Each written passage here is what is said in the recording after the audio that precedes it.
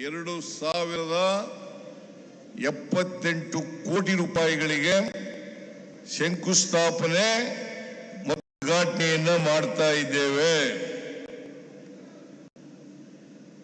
ನಾನು ಬಿಜೆಪಿಯವರಿಗೆ ಜೆಡಿಎಸ್ನವರಿಗೆ ಕೇಳ್ತಾ ಇದ್ದೀನಿ,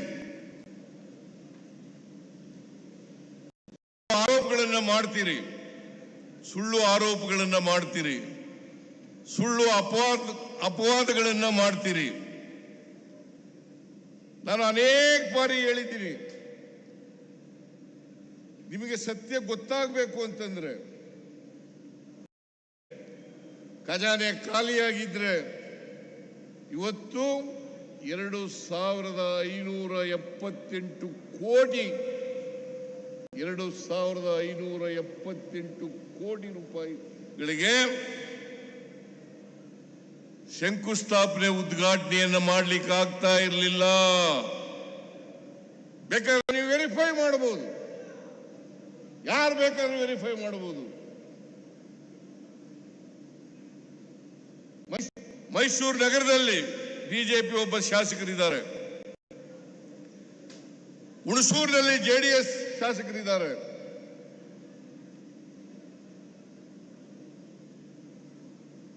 ಬಂದು ನೋಡ್ಲಿ.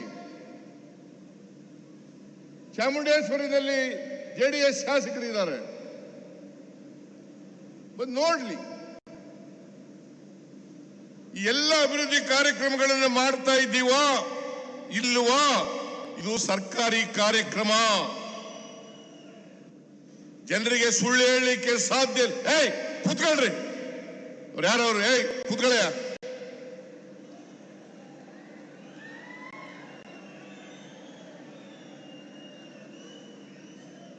ಪೇಟ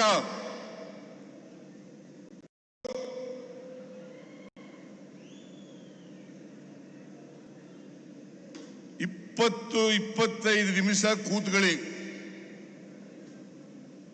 ನೀವೆಲ್ಲ ಇಷ್ಟೊಂದು ಖರ್ಚು ಮಾಡಿ, ಜಿಲ್ಲಾ ಆಡಳಿತದವರು ಖರ್ಚು ಮಾಡಿ ಇಷ್ಟೊಂದು 2,578 ಕೋಟಿ ರೂಪಾಯಿಗಳನ್ನ ಹೆಚ್ಚಾಗಿ ಮೈಸೂರು ನಗರದಲ್ಲಿ ಖರ್ಚು ಮಾಡಿ ನಿಮಗೋಸ್ಕರ ಈ ಕಾರ್ಯಕ್ರಮವನ್ನು ಹಮ್ಮಿಕೊಂಡಿರ್ತಕ್ಕಂಥದ್ದು. ನಿಮ್ಮ ಮುಂದೆ ಇಡಬೇಕು. ನಮ್ಮ ಸರ್ಕಾರ ಅಧಿಕಾರಕ್ಕೆ ಬಂದು 2 ವರ್ಷ 1 ತಿಂಗಳಾಯ್ತು.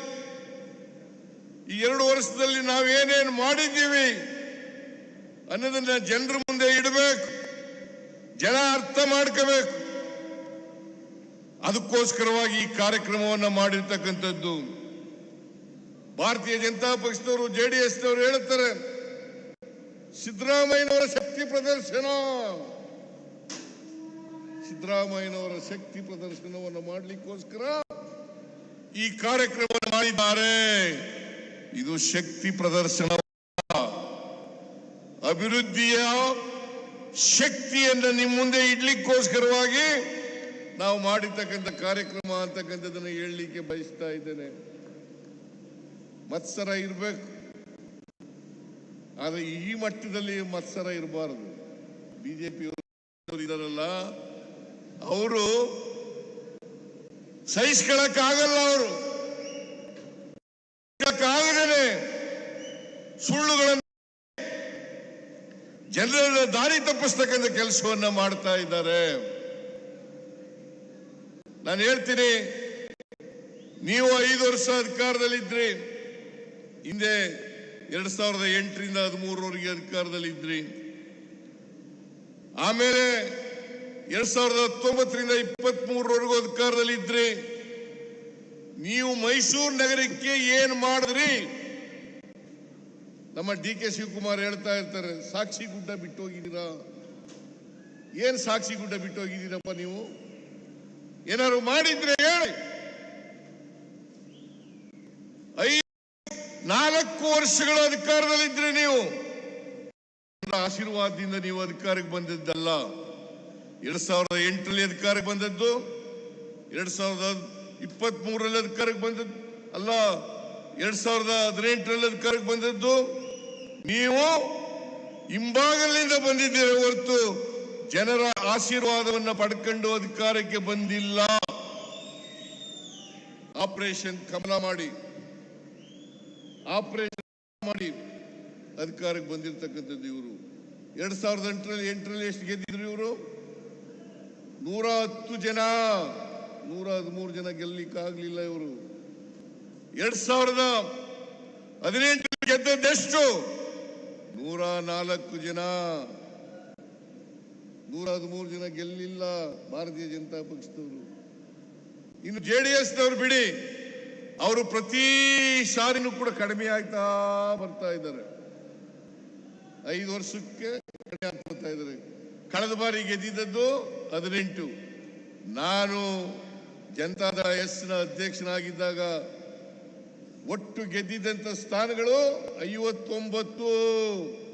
ಈಗ ಎಷ್ಟಪ್ಪ ದೇವೇಗೌಡ್ರೆ, ಕುಮಾರಸ್ವಾಮಿ ಎಷ್ಟು ಗೆದ್ದಿದ್ದೀರಿ? ಈಗ ನೀವು ಗೆದ್ದಿರೋದು 18 ಸ್ಥಾನಗಳನ್ನು ಮಾತ್ರ. ನೀವು ಯಾವ ಕಾರಣಕ್ಕೂ ಕೂಡ ಕರ್ನಾಟಕದಲ್ಲಿ ಮತ್ತೆ ಅಧಿಕಾರಕ್ಕೆ ಬರಲಿಕ್ಕೆ ಸಾಧ್ಯ ಇಲ್ಲ. ನಿಮ್ಮ ಸ್ವಂತ ಶಕ್ತಿ ಮೇಲಂತೂ ಬರಲಿಕ್ಕೆ ಸಾಧ್ಯ ಇಲ್ಲ. ಈಗ ನೀವು ಯಾವಾಗ ವೀಕ್ ಆಗ್ಲಿಕ್ಕೆ ಶುರು ಮಾಡಿದ್ರಿ, ನಿಮ್ಮನ್ನೆಲ್ಲ ಕೈ ಬಿಡ್ಲಿಕ್ಕೆ ಪ್ರಾರಂಭ ಮಾಡಿದ್ರು, ಜನ ನಿಮ್ಮನ್ನ ಕೈ ಬಿಡ್ಲಿಕ್ಕೆ ಪ್ರಾರಂಭ ಮಾಡಿದ್ರು, ಸೇರ್ಕೊಂಡಿದ್ದೀರಿ. ಬಿಜೆಪಿ ಅವ್ರ ಜೊತೆ ಸೇರ್ಕೊಂಡಿದ್ದಾರೆ. ಕಳೆದ ಲೋಕಸಭಾ ಚುನಾವಣೆಯಲ್ಲಿ ಎಷ್ಟು ಗೆದ್ರು ಅವರು? 2 ಸ್ಥಾನಗಳನ್ನು ಮಾತ್ರ. 2 ಸ್ಥಾನಗಳನ್ನು ಮಾತ್ರ. 17 ಸ್ಥಾನಗಳನ್ನು ಬಿಜೆಪಿ ಗೆದ್ರು. 17 ಸ್ಥಾನಗಳನ್ನು ಬಿಜೆಪಿ ಗೆದ್ರು.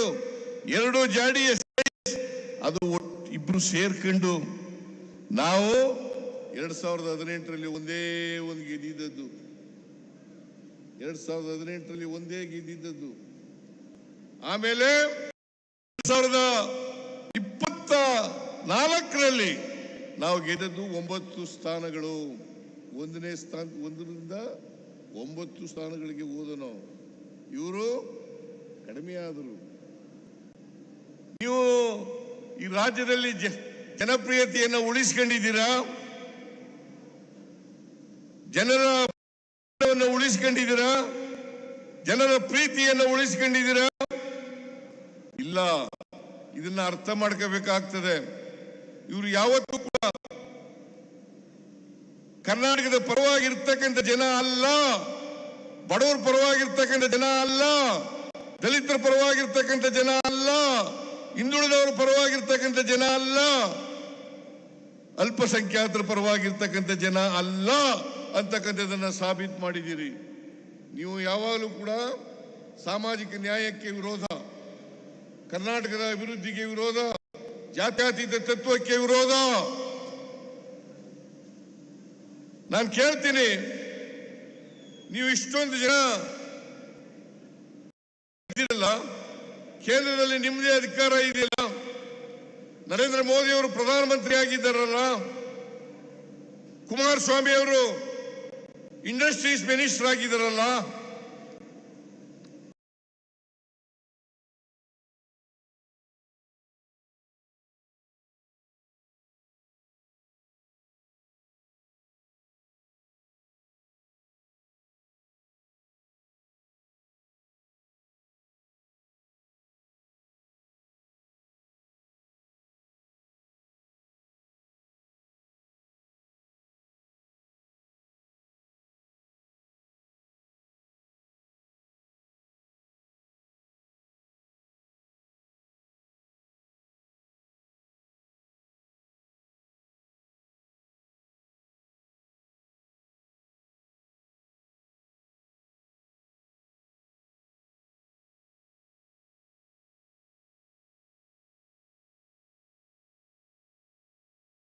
ಕರ್ನಾಟಕದಿಂದ ನಾವು ಕೊಡ್ತಕ್ಕಂಥ ತೆರಿಗೆ, ಕರ್ನಾಟಕದಿಂದ ನಾವು ಕೊಡ್ತಕ್ಕಂಥ ತೆರಿಗೆ 4.5 ಲಕ್ಷ ಕೋಟಿಗೂ ಹೆಚ್ಚು. 4.5 ಲಕ್ಷ ಕೋಟಿಗೂ ಹೆಚ್ಚು. ನಮಗೆ ವಾಪಸ್ ಬರ್ತಕ್ಕಂಥದ್ದು ಎಷ್ಟಪ್ಪ ಅಂತಂದ್ರೆ 65,000 ಕೋಟಿ ರೂಪಾಯಿ. ನಾವು ಕೊಡ್ತಕ್ಕಂಥದ್ದು ಕೇಂದ್ರಕ್ಕೆ 4.5 ಲಕ್ಷ ಕೋಟಿ ನಮಗೆ ಕೇಂದ್ರದಿಂದ ನಮ್ಮ ಪಾಲು ಬರ್ತಕ್ಕಂಥದ್ದು, ತೆರಿಗೆ ಪಾಲು ಬರ್ತಕ್ಕಂಥದ್ದು 65,000 ಕೋಟಿ ರೂಪಾಯಿ. ರೂಪಾಯಿ ಕೊಟ್ರೆ ನಾವು ತೆರಿಗೆ ನಮಗೆ ವಾಪಸ್ ಬರ್ತಕ್ಕಂಥದ್ದು 15 ರೂಪಾಯಿಗಳು ಮಾತ್ರ. ಇದನ್ನ ಅರ್ಥ ಮಾಡ್ಕೋಬೇಕಲ್ಲ. ಯಾವತ್ತಾದ್ರೂ ಕೂಡ ಜೆಡಿಎಸ್ ನ ಬಿಜೆಪಿಯ ಲೋಕಸಭಾ ಸದಸ್ಯರು ಇದನ್ನ ಕೇಳಿದಾರ? ಕರ್ನಾಟಕಕ್ಕೆ ಅನ್ಯಾಯ ಆಗ್ತಾ ಇದೆ, ಅನ್ಯಾಯ ಆಗ್ತಾ ಇದೆ, ಅನ್ಯಾಯವನ್ನು ಸರಿಪಡಿಸಿ ಯಾರಿಗೂ ಕೂಡ ನರೇಂದ್ರ ಮೋದಿ ಅವರ ಎದುರುಗಡೆ ನಿಂತ್ಕೊಳ್ಳಿಕ್ಕೆ ಧೈರ್ಯ ಇಲ್ಲ. ನಡುಕ್ತಾರೆ, ಗಡಗಡ ಗಡಗಡ ಅಂತ ನಡುಕ್ತಾರೆ. ಯಾಕೆ ಕೇಳಲ್ಲ? ಇದು ಕರ್ನಾಟಕಕ್ಕೆ ಮಾಡ್ತಕ್ಕಂಥ ದ್ರೋಹ ಅಲ್ವಾ? ಕರ್ನಾಟಕ ರಾಜ್ಯಕ್ಕೆ ಮಾಡ್ತಕ್ಕಂಥ ದ್ರೋಹ ಅಲ್ವಾ? ನೀವು ಇಷ್ಟೊಂದು ಹೇಳ್ತೀರಲ್ಲ, ಯಾವತ್ತಾದ್ರೂ ಕೂಡ ಕುಮಾರಸ್ವಾಮಿ ಇದನ್ನು ರೈಸ್ ಮಾಡಿದಾರ ಕ್ಯಾಬಿನೆಟ್ ನಲ್ಲಿ ಅಥವಾ ಪಾರ್ಲಿಮೆಂಟ್ ನಲ್ಲಿ? ಲೋಕಸಭಾ ಸದಸ್ಯರು ಬಿಜೆಪಿ ಮಾಡಿದಾರ? ಬಸವರಾಜ ಬೊಮ್ಮಾಯಿ ಮಾಡಿದಾರ?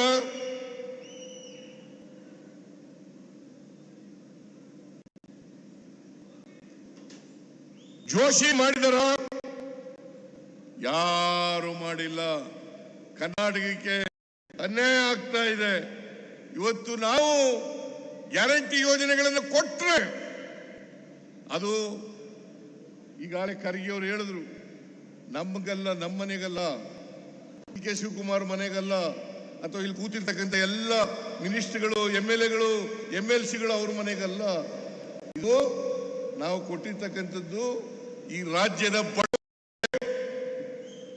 ಅದರಲ್ಲಿ ಯಾವುದೇ ಧರ್ಮ ಇಲ್ಲ, ಯಾವುದೇ ಜಾತಿ ಇಲ್ಲ, ಯಾವುದೇ ಪಕ್ಷ ಇಲ್ಲ. ನಿಮ್ಗೆ ನಾಚಿಕೆ ಆಗಲ್ವಾ? ಬಿಜೆಪಿ ಅವರಿಗೆ, JDS ಅವರಿಗೆ ನಾಚಿಕೆ ಆಗಲ್ವಾ? ನಿಮ್ಮ ಪಕ್ಷಕ್ಕೆ ಬೆಂಬಲ ಕೊಟ್ಟಿರ್ತಕ್ಕಂಥ ಅವರ ಬಡವರು ಇದ್ದಾರಲ್ಲ ನಿಮ್ಮ ಪಕ್ಷದಲ್ಲಿ, ಆ ಬಡವರಿಗೂ ಕೂಡ ನಾವು ಗ್ಯಾರಂಟಿ ಯೋಜನೆಗಳನ್ನು ಕೊಟ್ಟಿದ್ದೇವೆ.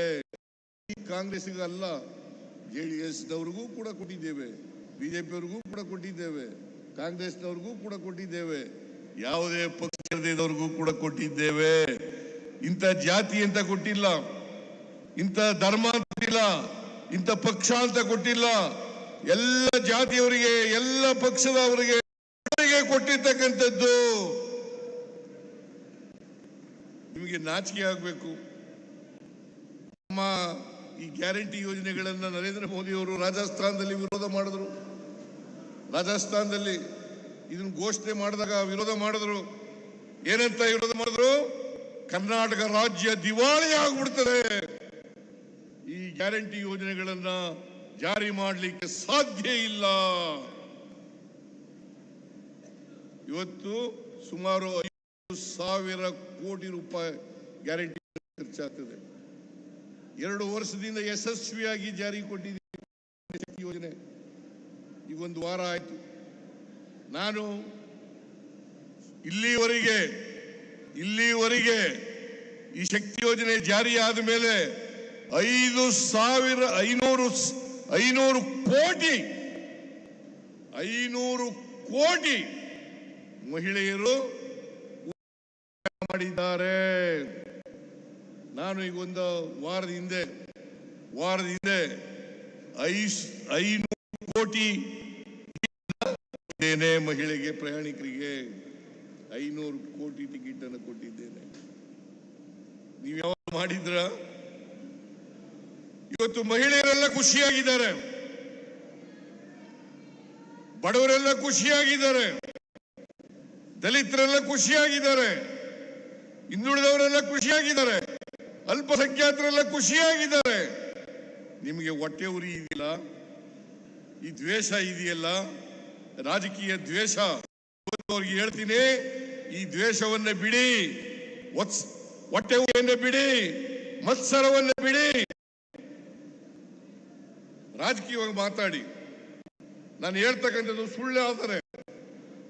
ಸುಳ್ಳಾದರೆ ಪ್ರಶ್ನೆ ಮಾಡ್ತಕ್ಕಂಥ ಹಕ್ಕಿದೆ ನಿಮಗೆ. ಅಸೆಂಬ್ಲಿನಲ್ಲಿ ಹೇಳಿದ್ದೀನಿ, ಹೊರಗಡೆ ಹೇಳಿದ್ದೀನಿ, ಎಲ್ಲ ಕಡೆಗಳಲ್ಲಿ ಹೇಳ್ತಾ ಇದ್ದೀನಿ. ನೀವು ಇದ್ರೆ ಪ್ರಶ್ನೆ ಮಾಡಬೇಕು. ದಾಖಲಾತಿಗಳ ಮೂಲಕ ಸಿದ್ದರಾಮಯ್ಯ ಹೇಳೋದು ಸರಿ ಇಲ್ಲ ಅಂತಕ್ಕಂಥ ಹೇಳಬೇಕಾಗ್ತದೆ. ಅಸಮಾನತೆ ನಿರ್ಮೂಲನೆ ಆಗಬೇಕಲ್ಲ. ಬಡವ ಬಲ್ಲಿದ ಸುಮಾರು 90% ಜನ ಶೂದ್ರ ವರ್ಗದವರು ಇರ್ತಕ್ಕಂಥದ್ದು, 10% ಜನ ಮಾತ್ರ ಮೇಲ್ವರ್ಗದವರು ಇರ್ತಕ್ಕಂಥದ್ದು. ಈ 90% ರಾಜಕೀಯ ಬರಬೇಕಾ ಬೇಡ? ಅವರು ಸಾಮಾಜಿಕವಾಗಿ ಆರ್ಥಿಕವಾಗಿ ಅವರಿಗೆ ಶಕ್ತಿ ತುಂಬಬೇಕಾ ಬೇಡ?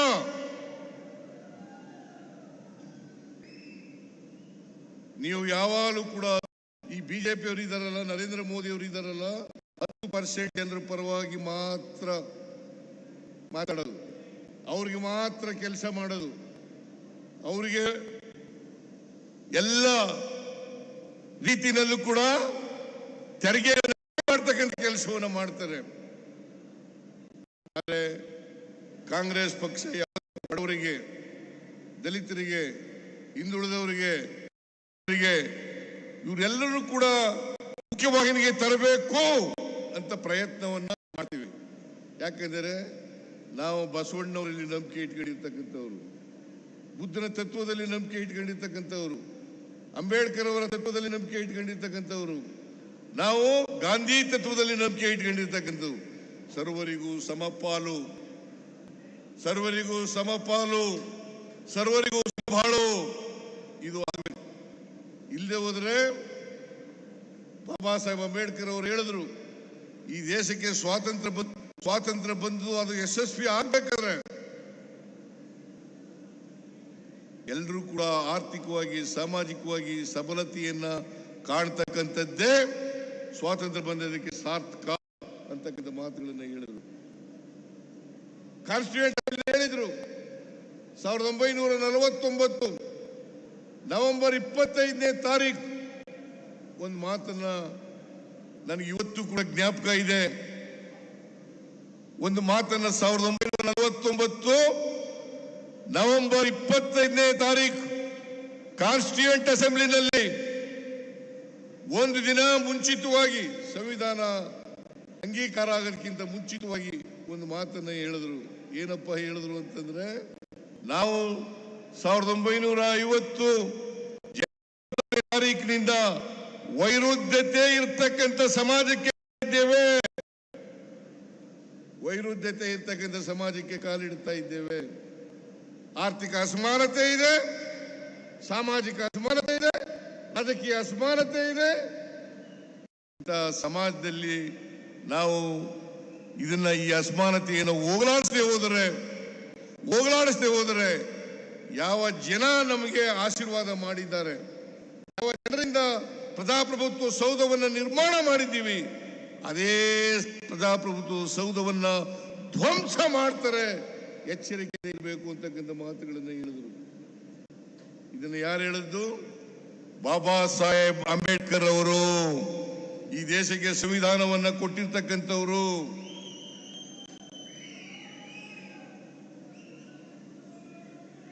ಇದು ಆಗ್ಬೇಕಾ? ದೇಶದಲ್ಲಿ ಪ್ರಜಾಪ್ರಭುತ್ವ ಧ್ವಂಸ ಆಗ್ಬೇಕಾ? ಧ್ವಂಸ ಆಗಬಾರದು. ಪ್ರಭುತ್ವ ಉಳಿಬೇಕು, ಸಂವಿಧಾನ ಉಳಿಬೇಕು. ಈ ಸಮಾನವಾಗಿ ಬಾಳ್ತಕ್ಕಂಥ ವ್ಯವಸ್ಥೆ ನಿರ್ಮಾಣ ಆಗಬೇಕು. ಭ್ರಾತೃತ್ವ ಸಮಾಜ ನಿರ್ಮಾಣ ಆಗಬೇಕು, ಸಮಾನತೆಯ ಸಮಾಜ ನಿರ್ಮಾಣ ಆಗಬೇಕು. ಈ ಸಮಾಜವನ್ನ ನಿರ್ಮಾಣ ಮಾಡಲಿಕ್ಕೆ ನಾವು ಕಾಂಗ್ರೆಸ್ ಪಕ್ಷ ಮೊದಲಿಂದಲೂ ಕೂಡ ಪ್ರಯತ್ನವನ್ನು ಮಾಡ್ತಾ ಇದೆ. ಸ್ವಾತಂತ್ರ್ಯ ಬಂತವಿಂದ ಜವಾಹರ್ಲಾಲ್ ನೆಹರು ಅವರು ಇರ್ಬೋದು, ಇಂದಿರಾ ಗಾಂಧಿ ಅವರು ಇರ್ಬೋದು, ವಲ್ಲಭಾಯ್ ಪಟೇಲ್ ಇರ್ಬೋದು, ಇವರೆಲ್ಲರೂ ಕೂಡ ಪ್ರಯತ್ನವನ್ನು ಮಾಡ್ತಾ ಇದ್ದಾರೆ. ಕಾಲದಲ್ಲಿ ನಾವು ಡೈರೆಕ್ಟಿವ್ ಪ್ರಿನ್ಸಿಪಲ್ಸ್ ಹೇಳ್ಕೊಂಡಿದ್ದೀವಿ. Right to information, right to education ಯಾರು, ಫುಡ್ ಸೆಕ್ಯೂರಿಟಿ ಆಕ್ಟ್ ಅನ್ನ ಯಾರು ಮಾಡಿದ್ರು? ನರೇಂದ್ರ ಮೋದಿ ಅವರು ಮಾಡಿದ್ರ?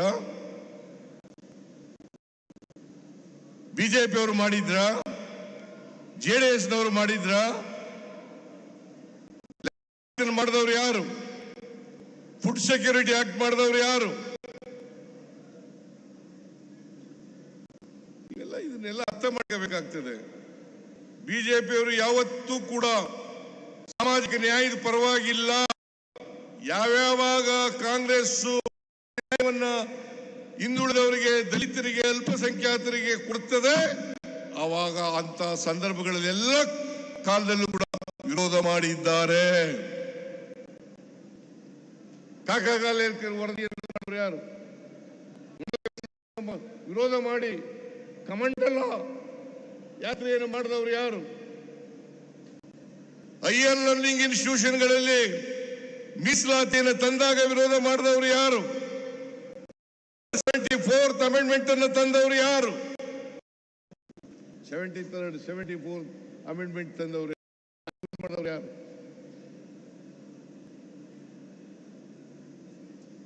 ನೀವು ಯಾವಾಗ ಮಾಡಿದಿರಿ ನೋಡೋಣ, ಹೇಳಿ ನೋಡೋಣ. ಈ RSS ಬಿಜೆಪಿ ಇದ್ದಾರಲ್ಲ, ಇವರು ಮನುವಾದಿಗಳು, ಸಂವಿಧಾನಕ್ಕೆ ವಿರುದ್ಧ. ಯಾಕಂತಂದ್ರೆ ಸಂವಿಧಾನ ಬಾಬಾ ಸಾಹೇಬ್ ಅಂಬೇಡ್ಕರ್ ಅವರು ಕೊಟ್ಟಿರ್ತಕ್ಕಂಥ ಸಂವಿಧಾನ ಮನುವಾದಕ್ಕೆ ವಿರುದ್ಧವಾಗಿರ್ತಕ್ಕಂಥದ್ದು, ಮನುಸ್ಮೃತಿಗೆ ವಿರುದ್ಧವಾಗಿರ್ತಕ್ಕಂಥದ್ದು. ಅದಕ್ಕೋಸ್ಕರ ವಿರೋಧವನ್ನು ಮಾಡ್ತಾರೆ. ಈಗ ಇನ್ನೊಂದು ಹೇಳಕ್ ಶುರು ಮಾಡ್ಬಿಟ್ಟಿದ್ದಾರೆ ಬಿಜೆಪಿಯವರು ಎಲ್ಲ ಕಡೆ. ಬಾಬಾ ಸಾಹೇಬ್ ಅಂಬೇಡ್ಕರ್ ಅವರನ್ನ ಸೋಲಿಸಿದವರು ಕಾಂಗ್ರೆಸ್, ಸೋಲಿಸಿದವರು ಕಾಂಗ್ರೆಸ್ನವರು. ಹೇಳಿದೆ ಅಸೆಂಬ್ಲಿನಲ್ಲಿ, ಬಾಬಾ ಸಾಹೇಬ್ ಅಂಬೇಡ್ಕರ್ ಅವರು ಒಂದು ಪತ್ರವನ್ನು ಬರೆದಿದ್ದಾರೆ ಅವರ ಸ್ನೇಹಿತರಿಗೆ. ಏನು ಹೇಳಿದ್ದಾರೆ ಅಂತಂದ್ರೆ, ನನ್ನನ್ನ ಸೋಲಿಸಿದವರು ಸಾವರ್ಕರ್. ಅವರೇ ಹೇಳಿರೋದು, ಬಾಬಾ ಸಾಹೇಬ್ ಅಂಬೇಡ್ಕರ್ ಅವರು ಹೇಳಿರ್ತಕ್ಕಂಥದ್ದು. ಸಾವರ್ಕರ್, ಕಮ್ಯುನಿಸ್ಟರ್ ರಂಗ. ನೀವೆಲ್ಲ ತಿಳ್ಕೋಬೇಕಾಗ್ತದೆ. ಅದಕ್ಕೆ ಬಾಬಾ ಸಾಹೇಬ್ ಅಂಬೇಡ್ಕರ್ ಅವರು ಹೇಳಿದ್ದಾರೆ, ಯಾರಿಗೆ ಇತಿಹಾಸ ಗೊತ್ತಿಲ್ಲ ಅವ್ರು ಯಾರು ಕೂಡ ಭವಿಷ್ಯವನ್ನು ನಿರ್ಮಾಣ ಮಾಡಲಿಕ್ಕೆ ಸಾಧ್ಯ ಇಲ್ಲ.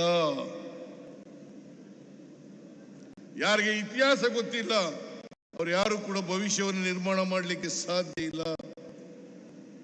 ಇತಿಹಾಸ ಗೊತ್ತಿದ್ರೆ ಮಾತ್ರ ಈ ಅಸಮಾನತೆ ನಿರ್ಮಾಣ ಆಗ್ಲಿಕ್ಕೆ. ಇದು ಗೊತ್ತಿರಬೇಕು, ಇತಿಹಾಸ ಗೊತ್ತಿದ್ರೆ ಮಾತ್ರ ಈ ಅಸಮಾನತೆ ನಿರ್ಮಾಣ ಆಗ್ಬೇಕಾದ್ರೆ ಕಾರಣ ಏನು, ಈ ಜಾತಿ ವ್ಯವಸ್ಥೆ ಹುಟ್ಟಬೇಕಾದ್ರೆ ಕಾರಣ ಏನು, ವರ್ಗ ವ್ಯವಸ್ಥೆ ಬೇಕಾದ್ರೆ ಕಾರಣ ಏನು. ಇದಕ್ಕೆ ಪರಿಹಾರ ಹುಡುಕ್ತಕ್ಕಂಥದ್ದೇ ಕಾಂಗ್ರೆಸ್ ಪಕ್ಷ, ನಮ್ಮ ಸಂವಿಧಾನ. ಅದಕ್ಕೋಸ್ಕರ ಸಂವಿಧಾನವನ್ನು ರಕ್ಷಣೆ ಮಾಡಬೇಕು, ಸಂವಿಧಾನವನ್ನು ರಕ್ಷಣೆ ಮಾಡಬೇಕು. ಅದಕ್ಕೆ ಕಾಂಗ್ರೆಸ್ನವರು ನಮ್ಮ ಸ್ಲೋಗನ್ ಏನಪ್ಪಾ ಅಂತಂದ್ರೆ, ಜೈ ಬಾಪು, ಜೈ ಬಾಪು, ಜೈ ಭೀಮ್, ಜೈ ಸಂವಿಧಾನ. ಜೈ ಬಾಪು, ಜೈ ಭೀಮ್, ಜೈ ಸಂವಿಧಾನ. ಇವರಿಗೆ, ಸಂವಿಧಾನಕ್ಕೆ ವಿರುದ್ಧವಾಗಿರ್ತಕ್ಕಂಥವರಿಗೆ, ಸಂವಿಧಾನ ರಚನೆಯಾದಂಥ ಸಂದರ್ಭದಲ್ಲಿ ಇದನ್ನು ವಿರೋಧ ಮಾಡಿದವರು ಯಾರು ಗೊತ್ತಾ? ಗೋಲ್ವಾಲ್ಕರ್, ಸಾವರ್ಕರ್. ಯಾರಿವರು? ಹಿಂದೂ ಮಹಾಸಭಾದ ನಾಯಕ, RSS ನ ನಾಯಕ. ಇವರು ವಿರೋಧ ಮಾಡಿದ್ದು. ಆರ್ಗನೈಸರ್ ಪತ್ರಿಕೆ ನೋಡ್ಲಿ, ಅವರು ಆರ್ಗನೈಸರ್ ಬಹಳ ಸ್ಪಷ್ಟವಾಗಿ ಹೇಳಿ ಇವರು ವಿರೋಧ ಮಾಡಿದ್ದಾರೆ. ಅನೇಕ ಸಾರಿ ಹೇಳ್ತಾರೆ, ಈ ಸಂವಿಧಾನವನ್ನು ಬದಲಾವಣೆ ಮಾಡ್ತೀವಿ.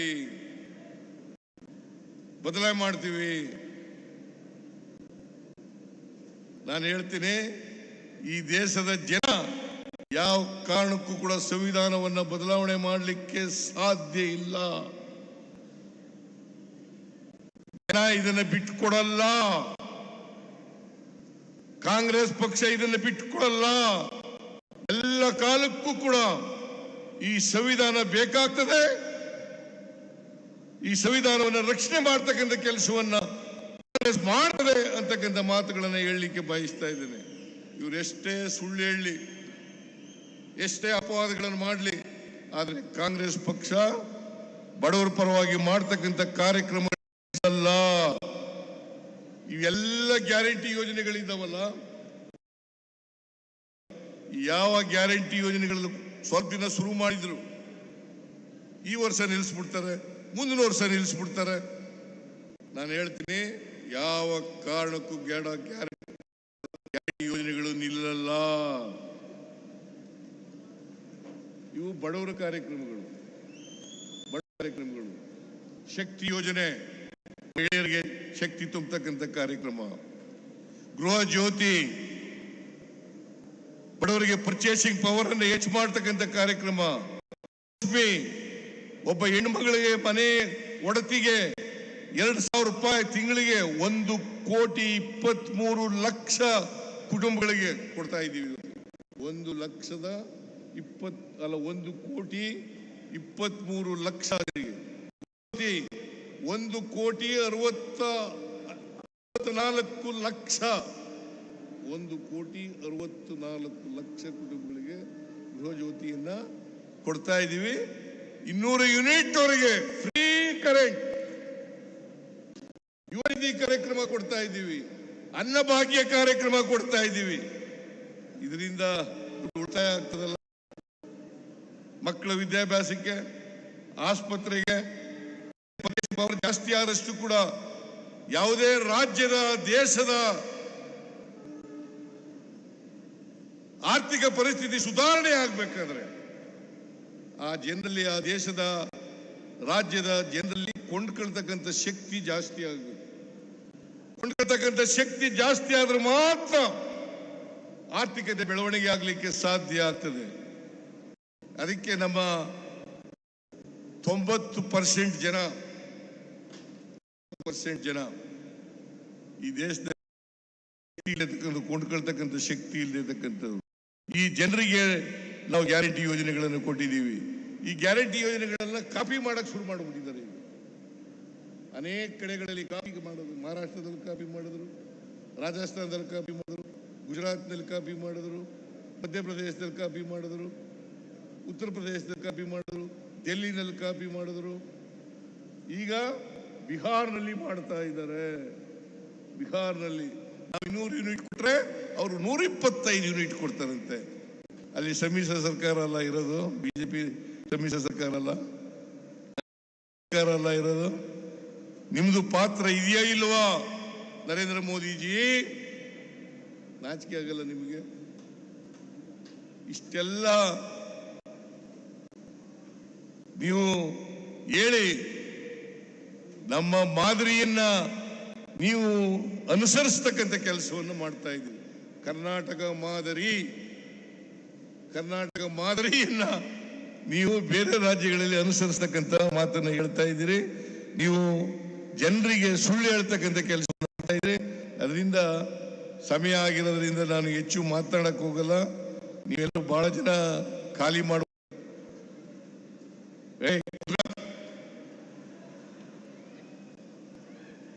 ಅದರಿಂದ ನನ್ನ ಭಾಷಣವನ್ನ ಮೊಟಕು ಮಾಡ್ತಕ್ಕಂಥ ಕೆಲಸವನ್ನು 78 ಕೋಟಿ ರೂಪಾಯಿಗಳಿಗೆ ಶಂಕುಸ್ಥಾಪನೆ ಮತ್ತು ಉದ್ಘಾಟನೆಯನ್ನ ಮಾಡ್ತಾ ಇದ್ದೇವೆ. ನಾನು ಬಿಜೆಪಿಯವರಿಗೆ, ಜೆಡಿಎಸ್ನವರಿಗೆ ಕೇಳ್ತಾ ಇದ್ದೀನಿ, ನೀವು ಆರೋಪಗಳನ್ನ ಮಾಡ್ತೀರಿ, ಸುಳ್ಳು ಆರೋಪಗಳನ್ನ ಮಾಡ್ತೀರಿ, ಸುಳ್ಳು ಅಪವಾದಗಳನ್ನ ಮಾಡ್ತೀರಿ. ಅನೇಕ ಬಾರಿ ಹೇಳಿದ್ದೀನಿ, ನಿಮಗೆ ಸತ್ಯ ಗೊತ್ತಾಗಬೇಕು ಅಂತಂದ್ರೆ ಜನರಿಗೆ ಸುಳ್ಳು ಹೇಳೋದನ್ನ ನಿಲ್ಲಿಸ, ಜನರನ್ನ ತಪ್ಪು ದಾರಿಗೆ ಎಳಿತಕ್ಕಂಥ ಪ್ರಯತ್ನವನ್ನ ಮಾಡ್ತಕ್ಕಂಥದನ್ನ ನೀವು ನಿಲ್ಲಿಸಬೇಕಾದ್ರೆ ನೀವೆಲ್ಲರೂ ಕೂಡ ಒಂದೇ ವೇದಿಕೆಗೆ ಬರಬೇಕು. ಮುಖಂಡರು, ಜೆಡಿಎಸ್ ನ ಮುಖಂಡರು ಒಂದೇ ವೇದಿಕೆಗೆ ಬಂದ್ರೆ ನಾನು ಆ ವೇದಿಕೆಗೆ ಬರ್ಲಿಕ್ಕೆ ತಯಾರಾಗಿದ್ದೀನಿ. ಚರ್ಚೆ ಮಾಡೋಣ. ನೀವೇನು ಮಾಡಿದ್ರಿ, ನಾವೇನು ಮಾಡೋದು? ನೀವೇನ್ ಮಾಡಿದ್ರಿ, ನಾವೇನು ಮಾಡೋದು ಅಂತಕ್ಕಂಥದ್ದನ್ನ ಚರ್ಚೆ ಮಾಡೋಣ. ಇವತ್ತು ಅಭಿವೃದ್ಧಿ ಕಾರ್ಯಕ್ರಮಗಳಿಗೆ ಹಣ ಇಲ್ಲದೆ ಹೋಗಿದ್ದಾರೆ. ಬಿಜೆಪಿಯವರು ಹೇಳ್ತಾರೆ ಗ್ಯಾರಂಟಿ ಯೋಜನೆಗಳನ್ನ ಜಾರಿಗೆ ಕೊಟ್ಟು ಅಭಿವೃದ್ಧಿ ಕಾರ್ಯಕ್ರಮಗಳಿಗೆ ಹಣ ಇಲ್ಲ, ಖಜಾನೆ ಖಾಲಿ, ರಾಜ್ಯ ಸರ್ಕಾರ ದಿವಾಳಿಯಾಗಿದೆ. ದಿವಾಳಿಯಾಗಿದ್ರೆ, ಖಜಾನೆ ಖಾಲಿಯಾಗಿದ್ರೆ ಇವತ್ತು 2578 ಕೋಟಿ 2578 ಕೋಟಿ ರೂಪಾಯಿಗಳಿಗೆ ಶಂಕುಸ್ಥಾಪನೆ ಉದ್ಘಾಟನೆಯನ್ನ ಮಾಡ್ಲಿಕ್ಕೆ ಆಗ್ತಾ ಇರಲಿಲ್ಲ. ನೀವು ವೆರಿಫೈ ಮಾಡಬಹುದು, ಯಾರು ಬೇಕಾದ್ರೂ ವೆರಿಫೈ ಮಾಡಬಹುದು.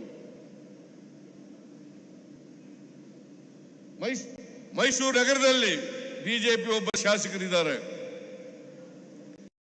ಹುಣಸೂರಿನಲ್ಲಿ ಜೆಡಿಎಸ್ ಶಾಸಕರಿದ್ದಾರೆ.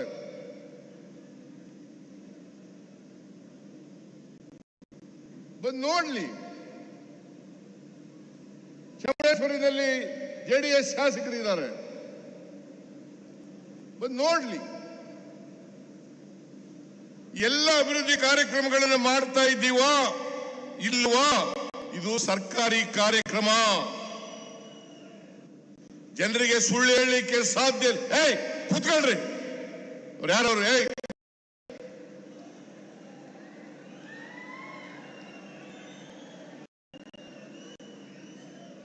ಪೇಟ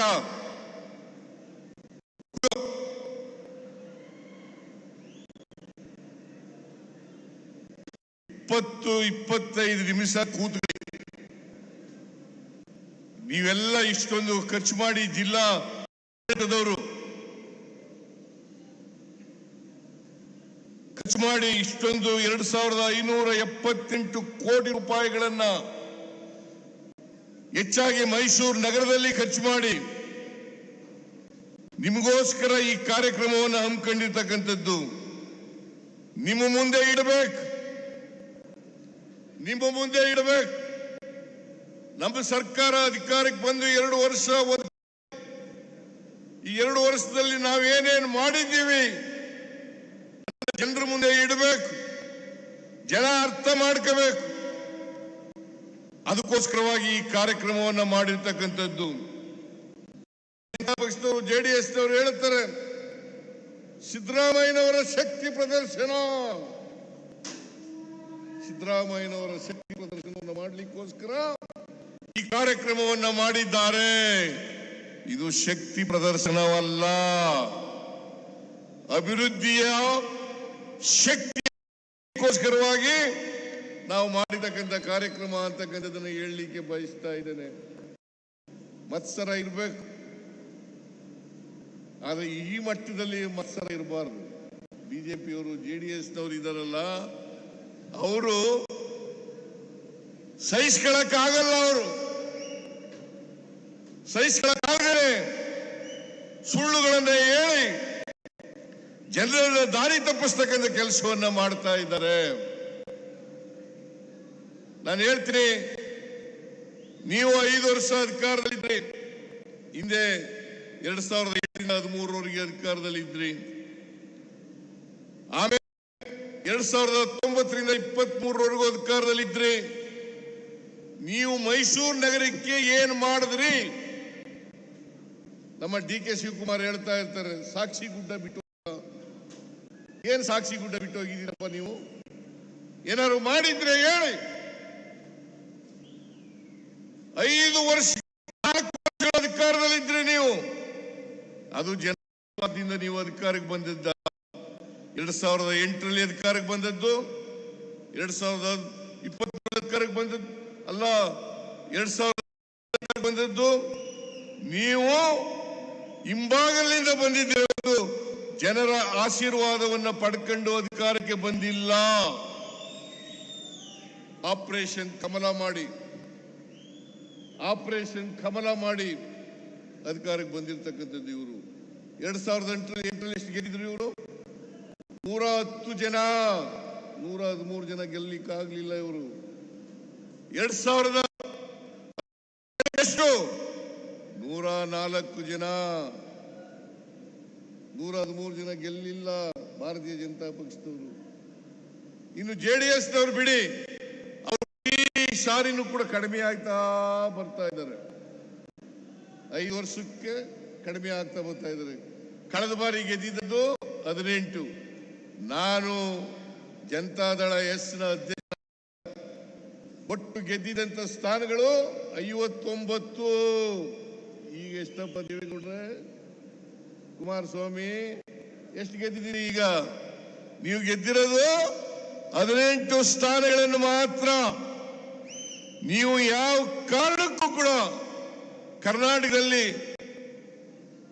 ಮತ್ತೆ ಅಧಿಕಾರಕ್ಕೆ ಬರಲಿಕ್ಕೆ ಸಾಧ್ಯ ಇಲ್ಲ. ನಿಮ್ಮ ಸ್ವಂತ ಶಕ್ತಿ ಮೇಲಂತೂ ಬರಲಿಕ್ಕೆ ಸಾಧ್ಯ ಇಲ್ಲ. ಈಗ ನೀವು ಯಾವಾಗ ವೀಕ್ ಆಗ್ಲಿಕ್ಕೆ ಶುರು ಮಾಡಿದ್ರಿ, MLAಗಳು ನಿಮ್ಮನ್ನೆಲ್ಲ ಕೈ ಬಿಡ್ಲಿಕ್ಕೆ ಪ್ರಾರಂಭ ಮಾಡಿದ್ರು, ಜನ ನಿಮ್ಮನ್ನ ಕೈ ಬಿಡ್ಲಿಕ್ಕೆ ಪ್ರಾರಂಭ ಮಾಡಿದ್ರು, ಬಿಜೆಪಿ ಜೊತೆ ಸೇರ್ಕೊಂಡಿದ್ದೀರಿ. ಬಿಜೆಪಿ ಜೊತೆ ಸೇರ್ಕೊಂಡಿದ್ದಾರೆ. ಕಳೆದ ಲೋಕಸಭಾ ಚುನಾವಣೆಯಲ್ಲಿ ಎಷ್ಟು ಗೆದ್ದವರು? 2 ಸ್ಥಾನಗಳನ್ನು ಮಾತ್ರ. 2 ಸ್ಥಾನಗಳನ್ನು ಮಾತ್ರ. 17 ಸ್ಥಾನ ಗೆದ್ರು. 17 ಸ್ಥಾನಗಳನ್ನು ಬಿಜೆಪಿ ಗೆದ್ರು. 2 JDS. ಅದು ಇಬ್ರು ಸೇರ್ಕೊಂಡು 2018ರಲ್ಲಿ ಒಂದೇ ಒಂದು ಗೆದ್ದಿದ್ದದ್ದು. 2018ರಲ್ಲಿ ಒಂದೇ ಗೆದ್ದಿದ್ದದ್ದು. ಆಮೇಲೆ 2024ರಲ್ಲಿ ನಾವು ಗೆದ್ದದ್ದು 9 ಸ್ಥಾನಗಳು. 1ನೇ ಸ್ಥಾನ, 1ರಿಂದ 9 ಸ್ಥಾನಗಳಿಗೆ ಹೋದ ನಾವು. ಇವರು ಕಡಿಮೆ ಆದರು. ನೀವು ಈ ರಾಜ್ಯದಲ್ಲಿ ಜನಪ್ರಿಯತೆಯನ್ನು ಉಳಿಸ್ಕೊಂಡಿದ್ದೀರಾ, ಜನರ ಅಭಿಮಾನವನ್ನು ಉಳಿಸ್ಕೊಂಡಿದ್ದೀರಾ, ಜನರ ಪ್ರೀತಿಯನ್ನು ಉಳಿಸ್ಕೊಂಡಿದ್ದೀರಾ? ಇಲ್ಲ. ಇದನ್ನ ಅರ್ಥ ಮಾಡ್ಕೋಬೇಕಾಗ್ತದೆ. ಇವರು ಯಾವತ್ತೂ ಕೂಡ ಕರ್ನಾಟಕದ ಪರವಾಗಿ ಜನ ಅಲ್ಲ, ಬಡವರ ಪರವಾಗಿರ್ತಕ್ಕಂಥ ಜನ ಅಲ್ಲ, ದಲಿತರ ಪರವಾಗಿರ್ತಕ್ಕಂಥ ಜನ ಅಲ್ಲ, ಹಿಂದುಳಿದವರ ಪರವಾಗಿರ್ತಕ್ಕಂಥ ಜನ ಅಲ್ಲ, ಅಲ್ಪಸಂಖ್ಯಾತರ ಪರವಾಗಿರ್ತಕ್ಕಂಥ ಜನ ಅಲ್ಲ ಅಂತಕ್ಕಂಥದನ್ನ ಸಾಬೀತು ಮಾಡಿದ್ದೀರಿ. ನೀವು ಸಾಮಾಜಿಕ ನ್ಯಾಯಕ್ಕೆ ವಿರೋಧ, ಕರ್ನಾಟಕದ ಅಭಿವೃದ್ಧಿಗೆ ವಿರೋಧ, ಜಾತ್ಯತೀತತ್ವಕ್ಕೆ ವಿರೋಧ. ನಾನು ಕೇಳ್ತೀನಿ, ನೀವು ಇಷ್ಟೊಂದು ಜನ ಲೋಕಸಭೆಯಲ್ಲಿ ಇದ್ದಿರಲ್ಲ, ಕೇಂದ್ರದಲ್ಲಿ ನಿಮ್ಮದೇ ಅಧಿಕಾರ ಇದೆಯಲ್ಲ, ನರೇಂದ್ರ ಮೋದಿ ಅವರು ಪ್ರಧಾನಮಂತ್ರಿ ಆಗಿದ್ದಾರಲ್ಲ, ಕುಮಾರಸ್ವಾಮಿ ಅವರು ಇಂಡಸ್ಟ್ರೀಸ್ ಮಿನಿಸ್ಟರ್ ಆಗಿದ್ದಾರಲ್ಲ, ಕರ್ನಾಟಕದಿಂದ ನಾವು ಕೊಡ್ತಕ್ಕಂಥ ತೆರಿಗೆ, ಕರ್ನಾಟಕದಿಂದ ನಾವು ಕೊಡ್ತಕ್ಕಂಥ ತೆರಿಗೆ 4.5 ಲಕ್ಷ ಕೋಟಿಗೂ ಹೆಚ್ಚು. 4.5 ಲಕ್ಷ ಕೋಟಿಗೂ ಹೆಚ್ಚು. ನಮಗೆ ವಾಪಸ್ ಬರ್ತಕ್ಕಂಥದ್ದು ಎಷ್ಟಪ್ಪ ಅಂತಂದ್ರೆ 65,000 ಕೋಟಿ ರೂಪಾಯಿ ನಮ್ಮಿಂದ ತೆರಿಗೆ ನಾವು ಕೊಡ್ತಕ್ಕಂಥದ್ದು ಕೇಂದ್ರಕ್ಕೆ 4.5 ಲಕ್ಷ ಕೋಟಿ.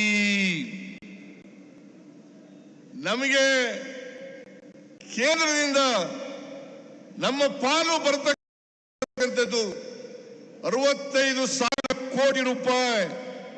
100 ರೂಪಾಯಿ ಕೊಟ್ರೆ ನಾವು ತೆರಿಗೆ ರೂಪದಲ್ಲಿ ನಮಗೆ ವಾಪಸ್ ಬರ್ತಕ್ಕಂಥದ್ದು ಬರೀ 15 ರೂಪಾಯಿಗಳು ಮಾತ್ರ. ಇದನ್ನ ಅರ್ಥ ಮಾಡ್ಕೋಬೇಕಲ್ಲ. ಯಾವತ್ತಾದ್ರೂ ಕೂಡ JDS ನ ಬಿಜೆಪಿಯ ಲೋಕಸಭಾ ಸದಸ್ಯರು ಇದನ್ನ ಕೇಳಿದಾರ? ಕರ್ನಾಟಕಕ್ಕೆ ಅನ್ಯಾಯ ಆಗ್ತಾ ಇದೆ, ಅನ್ಯಾಯ ಆಗ್ತಾ ಇದೆ. ಈ ಅನ್ಯಾಯವನ್ನು ಸರಿಪಡಿಸಿ ಕೂಡ ನರೇಂದ್ರ ಮೋದಿ ಅವರ ಎದುರುಗಡೆ ನಿಂತ್ಕೊಳ್ಳಿಕ್ಕೆ ಧೈರ್ಯ ಇಲ್ಲ. ನಡುಕ್ತಾರೆ, ಗಡ ಗಡ ಗಡ ಗಡ ಅಂತ ನಡುಕ್ತಾರೆ. ಯಾಕೆ ಕೇಳಲ್ಲ? ಇದು ಕರ್ನಾಟಕಕ್ಕೆ ಮಾಡ್ತಕ್ಕಂಥ ದ್ರೋಹ ಅಲ್ವಾ? ಕರ್ನಾಟಕ ಮಾಡ್ತಕ್ಕಂಥ ದ್ರೋಹ ಅಲ್ವಾ? ಕನ್ನಡಿಗರಿಗೆ ಮಾಡ್ತಕ್ಕಂಥ ದ್ರೋಹ ಅಲ್ವಾ? ಇದನ್ನ ಅರ್ಥ ಮಾಡ್ಕೋಬೇಕಾಗ್ತದೆ.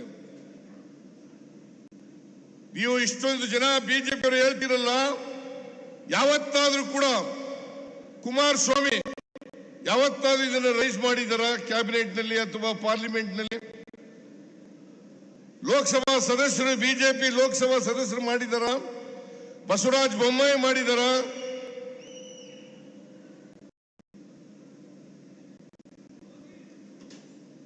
ಜೋಶಿ ಮಾಡಿದಾರ? ಯಾರು ಮಾಡಿಲ್ಲ. ಕನ್ನಡಿಗರಿಗೆ ಅನ್ಯಾಯ ಆಗ್ತಾ ಇದೆ. ಇವತ್ತು ನಾವು ಗ್ಯಾರಂಟಿ ಯೋಜನೆಗಳನ್ನು ಕೊಟ್ಟರೆ ಅದು ಈಗಾಗಲೇ ನಮಗಲ್ಲ, ನಮ್ಮ ಮನೆಗಲ್ಲ, ಡಿ ಕೆ ಶಿವಕುಮಾರ್ ಮನೆಗಲ್ಲ, ಎಲ್ಲ ಮಿನಿಸ್ಟರ್ಗಳು, MLAಗಳು, MLCಗಳು ಅವ್ರ ಮನೆಗಲ್ಲ. ಇದು ನಾವು ಕೊಟ್ಟಿರ್ತಕ್ಕಂಥದ್ದು ಈ ಬಡವರಿಗೆ. ಅದರಲ್ಲಿ ಯಾವುದೇ ಧರ್ಮ ಇಲ್ಲ, ಯಾವುದೇ ಜಾತಿ ಇಲ್ಲ, ಯಾವುದೇ ಪಕ್ಷ ಇಲ್ಲ. ನಿಮಗೆ ನಾಚಿಕೆ ಆಗಲ್ವಾ? ಬಿಜೆಪಿಯವರಿಗೆ, JDSನವರಿಗೆ ನಾಚಿಕೆ ಆಗಲ್ವಾ?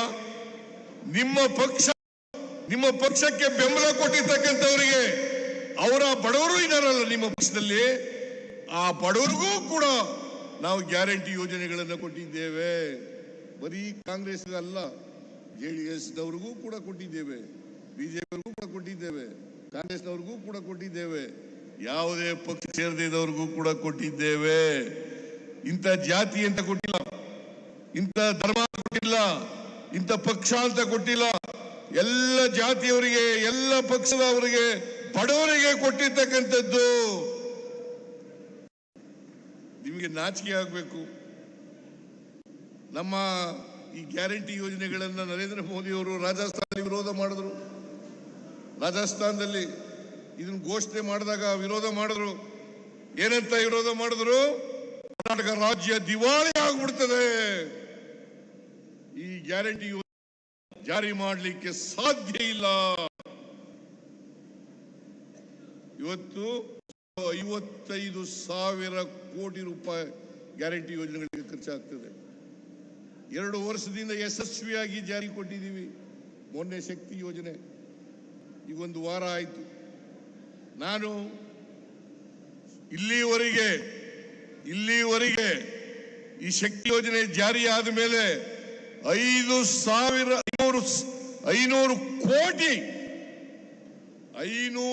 ಕೋಟಿ ಮಹಿಳೆಯರು ಉಚಿತವಾಗಿ ಪ್ರಯಾಣ ಮಾಡಿದ್ದಾರೆ. ನಾನು ಈಗ 1 ವಾರದ ಹಿಂದೆ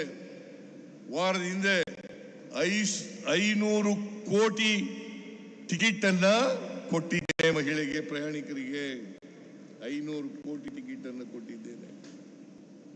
ನೀವು ಯಾವಾಗಲಾರು ಮಾಡಿದ್ರ? ಇವತ್ತು ಮಹಿಳೆಯರೆಲ್ಲ ಖುಷಿಯಾಗಿದ್ದಾರೆ, ಬಡವರೆಲ್ಲ ಖುಷಿಯಾಗಿದ್ದಾರೆ, ದಲಿತರೆಲ್ಲ ಖುಷಿಯಾಗಿದ್ದಾರೆ, ಹಿಂದುಳಿದವರೆಲ್ಲ ಖುಷಿಯಾಗಿದ್ದಾರೆ, ಅಲ್ಪಸಂಖ್ಯಾತರೆಲ್ಲ ಖುಷಿಯಾಗಿದ್ದಾರೆ. ನಿಮಗೆ ಹೊಟ್ಟೆ ಉರಿ ಇದೆಯಲ್ಲ, ಈ ದ್ವೇಷ ಇದೆಯಲ್ಲ, ರಾಜಕೀಯ ದ್ವೇಷ. ನಾನು ಇವತ್ತು ಅವ್ರಿಗೆ ಹೇಳ್ತೀನಿ, ಈ ದ್ವೇಷವನ್ನ ಬಿಡಿ, ಹೊಟ್ಟೆ ಉರಿಯನ್ನ ಬಿಡಿ, ಮತ್ಸರವನ್ನ ಬಿಡಿ, ರಾಜಕೀಯವಾಗಿ ಮಾತಾಡಿ. ನಾನು ಹೇಳ್ತಕ್ಕಂಥದ್ದು ಸುಳ್ಳಾದರೆ ಪ್ರಶ್ನೆ ಮಾಡ್ತಕ್ಕಂಥ ಹಕ್ಕಿದೆ ನಿಮಗೆ. ಅಸೆಂಬ್ಲಿನಲ್ಲಿ ಹೇಳಿದ್ದೀನಿ, ಹೊರಗಡೆ ಹೇಳಿದ್ದೀನಿ, ಎಲ್ಲ ಕಡೆ ಹೇಳಿದ್ದೀನಿ. ನೀವು ಇದ್ರೆ ಪ್ರಶ್ನೆ ಮಾಡಬೇಕು. ದಾಖಲಾತಿಗಳ ಮೂಲಕ ಸಿದ್ದರಾಮಯ್ಯ ಹೇಳೋದು ಸರಿ ಇಲ್ಲ ಅಂತಕ್ಕಂಥ ಈ ಮಾತನ್ನ ಹೇಳ್ಬೇಕಾಗ್ತದೆ. ಈ ದೇಶದಲ್ಲಿ ಅಸಮಾನತೆ ಆಗ್ಬೇಕಲ್ಲ. ಬಡವ ಬಲ್ಲಿದ ಸುಮಾರು 90% ಜನ ಶೂದ್ರ ವರ್ಗದವರು ಇರ್ತಕ್ಕಂಥದ್ದು, 10% ಜನ ಮಾತ್ರ ಮೇಲ್ವರ್ಗದವರು ಇರ್ತಕ್ಕಂಥದ್ದು, ಶ್ರೀಮಂತರು ಇರ್ತಕ್ಕಂಥದ್ದು. 90% ಜನ ರಾಜಕೀಯ ಮೇಲಕ್ಕೆ ಬರಬೇಕೋ ಬೇಡ? ಅವರು ಸಾಮಾಜಿಕವಾಗಿ, ಆರ್ಥಿಕವಾಗಿ ಅವರಿಗೆ ಶಕ್ತಿ ತುಂಬಬೇಕೋ ಬೇಡ?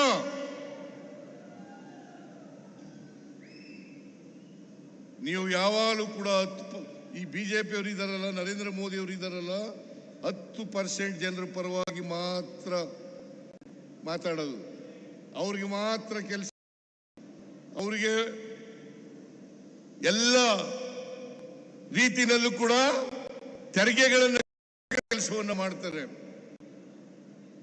ಆದರೆ ಕಾಂಗ್ರೆಸ್ ಪಕ್ಷ ಯಾವತ್ತೂ ಕೂಡ ದಲಿತರಿಗೆ, ಹಿಂದುಳಿದವರಿಗೆ, ಅಲ್ಪಸಂಖ್ಯಾತರಿಗೆ ಇವರೆಲ್ಲರೂ ಕೂಡ ಮುಖ್ಯವಾಹಿನಿಗೆ ತರಬೇಕು ಅಂತ ಪ್ರಯತ್ನವನ್ನ ಮಾಡ್ತೀವಿ. ಯಾಕೆಂದರೆ ನಾವು ಬಸವಣ್ಣವರಲ್ಲಿ ನಂಬಿಕೆ ಇಟ್ಕೊಂಡಿರ್ತಕ್ಕಂಥವ್ರು, ಬುದ್ಧನ ತತ್ವದಲ್ಲಿ ನಂಬಿಕೆ ಇಟ್ಕೊಂಡಿರ್ತಕ್ಕಂಥವ್ರು, ಅಂಬೇಡ್ಕರ್ ಅವರ ತತ್ವದಲ್ಲಿ ನಂಬಿಕೆ ಇಟ್ಕೊಂಡಿರ್ತಕ್ಕಂಥವ್ರು, ನಾವು ಗಾಂಧಿ ತತ್ವದಲ್ಲಿ ನಂಬಿಕೆ ಇಟ್ಕೊಂಡಿರ್ತಕ್ಕಂಥವ್ರು. ಸರ್ವರಿಗೂ ಸಮಪಾಲು, ಸರ್ವರಿಗೂ ಸಮಪಾಲು, ಸರ್ವರಿಗೂ ಸಮಬಾಳು, ಇದು ಆಗಬೇಕು. ಇಲ್ಲದೆ ಹೋದ್ರೆ ಬಾಬಾ ಸಾಹೇಬ್ ಅಂಬೇಡ್ಕರ್ ಅವರು ಹೇಳಿದ್ರು, ಈ ದೇಶಕ್ಕೆ ಸ್ವಾತಂತ್ರ್ಯ ಬಂದು ಅದು ಯಶಸ್ವಿ ಆಗ್ಬೇಕಾದ್ರೆ ಎಲ್ಲರೂ ಕೂಡ ಆರ್ಥಿಕವಾಗಿ, ಸಾಮಾಜಿಕವಾಗಿ ಸಬಲತೆಯನ್ನ ಕಾಣ್ತಕ್ಕಂಥದ್ದೇ ಸ್ವಾತಂತ್ರ್ಯ ಬಂದದಕ್ಕೆ ಸಾರ್ಥಕ ಅಂತಕ್ಕಂಥ ಮಾತುಗಳನ್ನ ಹೇಳಿದ್ರು. ಕಾನ್ಸ್ಟಿಟ್ಯೂಯೆಂಟ್ ಅಸೆಂಬ್ಲಿನಲ್ಲಿ ಹೇಳಿದ್ರು. 1949 ನವೆಂಬರ್ 25ನೇ ತಾರೀಕು ಒಂದು ಮಾತನ್ನ ನನಗೆ ಇವತ್ತು, ಒಂದು ಮಾತನ್ನ 1949 ನವೆಂಬರ್ 25ನೇ ತಾರೀಕು ಕಾನ್ಸ್ಟಿಟ್ಯೂಯೆಂಟ್ ಅಸೆಂಬ್ಲಿನಲ್ಲಿ ಒಂದು ದಿನ ಮುಂಚಿತವಾಗಿ, ಸಂವಿಧಾನ ಅಂಗೀಕಾರಕ್ಕಿಂತ ಮುಂಚಿತವಾಗಿ ಒಂದು ಮಾತನ್ನ ಹೇಳಿದ್ರು. ಏನಪ್ಪ ಹೇಳಿದ್ರು ಅಂತಂದ್ರೆ, ನಾವು 1950 ಜನವರಿ 26ನೇ ತಾರೀಕಿನಿಂದ ವೈರುಧ್ಯತೆ ಇರ್ತಕ್ಕಂಥ ಸಮಾಜಕ್ಕೆ ವೈರುಧ್ಯತೆ ಇರ್ತಕ್ಕಂಥ ಸಮಾಜಕ್ಕೆ ಕಾಲಿಡ್ತಾ ಇದ್ದೇವೆ. ಆರ್ಥಿಕ ಅಸಮಾನತೆ ಇದೆ, ಸಾಮಾಜಿಕ ಅಸಮಾನತೆ ಇದೆ, ರಾಜಕೀಯ ಅಸಮಾನತೆ ಇದೆ. ಇಂಥ ಸಮಾಜದಲ್ಲಿ ನಾವು ಈ ಅಸಮಾನತೆಯನ್ನು ಹೋಗಲಾಡಿಸದೆ ಹೋದರೆ ಯಾವ ಜನ ನಮಗೆ ಆಶೀರ್ವಾದ ಮಾಡಿದ್ದಾರೆ, ಪ್ರಜಾಪ್ರಭುತ್ವ ಸೌಧವನ್ನು ನಿರ್ಮಾಣ ಮಾಡಿದ್ದೀವಿ, ಅದೇ ಪ್ರಜಾಪ್ರಭುತ್ವ ಸೌಧವನ್ನ ಧ್ವಂಸ ಮಾಡ್ತಾರೆ. ಎಚ್ಚರಿಕೆಯಿಂದ ಇರಬೇಕು ಅಂತಕ್ಕಂಥ ಮಾತುಗಳನ್ನು ಹೇಳಿದರು. ಇದನ್ನು ಯಾರು ಹೇಳಿದ್ದು? ಬಾಬಾ ಸಾಹೇಬ್ ಅಂಬೇಡ್ಕರ್ ಅವರು. ಈ ದೇಶಕ್ಕೆ ಸಂವಿಧಾನವನ್ನ ಕೊಟ್ಟಿರ್ತಕ್ಕಂಥವರು.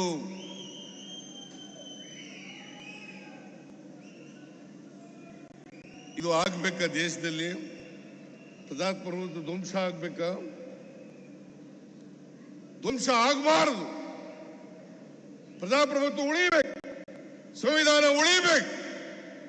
ಈ ದೇಶದ ಎಲ್ಲ ಜನರು ಕೂಡ ಸಮಾನವಾಗಿ ಬಾಳ್ತಕ್ಕಂಥ ವ್ಯವಸ್ಥೆ ನಿರ್ಮಾಣ ಆಗಬೇಕು. ಭ್ರಾತೃತ್ವದಿಂದ ಬದುಕ್ತಕ್ಕಂಥ ಸಮಾಜ ನಿರ್ಮಾಣ ಆಗಬೇಕು. ಸಮಾನತೆಯ ಸಮಾಜ ನಿರ್ಮಾಣ.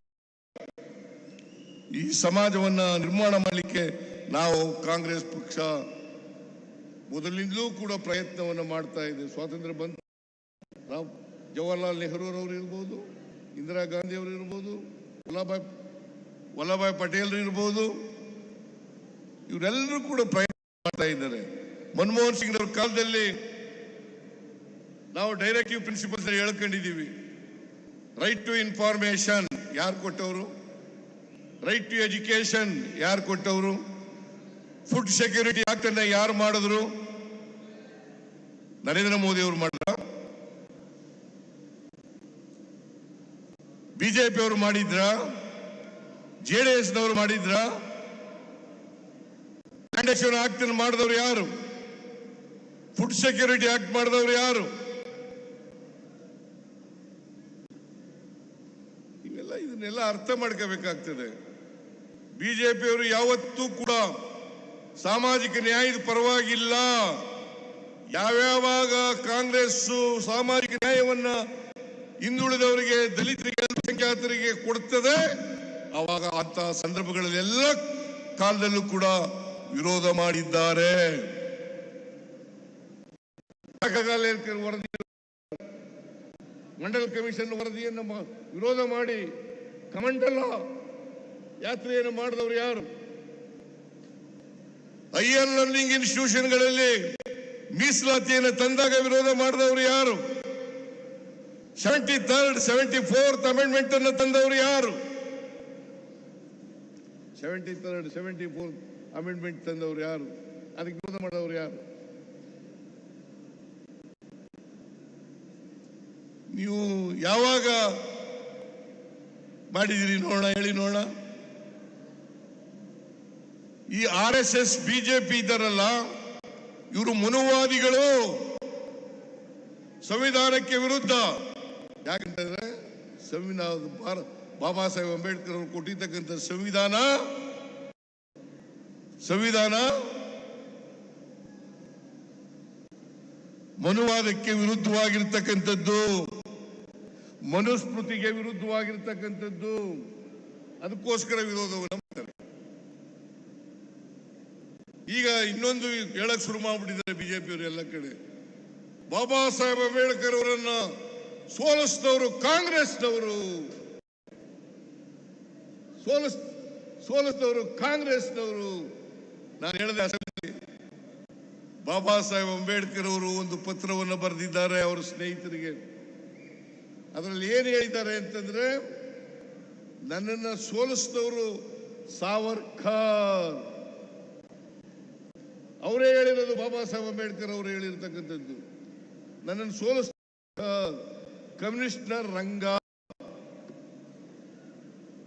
ಇದನ್ನ ನೀವೆಲ್ಲ ತಿಳ್ಕೋಬೇಕಾಗ್ತದೆ. ಅದಕ್ಕೆ ಬಾಬಾ ಸಾಹೇಬ್ ಅಂಬೇಡ್ಕರ್ ಅವರು ಹೇಳಿದ್ದಾರೆ, ಯಾರಿಗೆ ಇತಿಹಾಸ ಗೊತ್ತಿಲ್ಲ ಅವ್ರು ಯಾರು ಕೂಡ ಭವಿಷ್ಯವನ್ನು ನಿರ್ಮಾಣ ಮಾಡಲಿಕ್ಕೆ ಸಾಧ್ಯ ಇಲ್ಲ. ಯಾರಿಗೆ ಇತಿಹಾಸ ಗೊತ್ತಿಲ್ಲ ಅವ್ರು ಯಾರು ಕೂಡ ಭವಿಷ್ಯವನ್ನು ನಿರ್ಮಾಣ ಮಾಡಲಿಕ್ಕೆ ಸಾಧ್ಯ ಇಲ್ಲ. ಇತಿಹಾಸ ಗೊತ್ತಿದ್ರೆ ಮಾತ್ರ ಈ ಅಸಮಾನತೆ ನಿರ್ಮಾಣ ಆಗಲಿಕ್ಕೆ ಕಾರಣ ಏನು?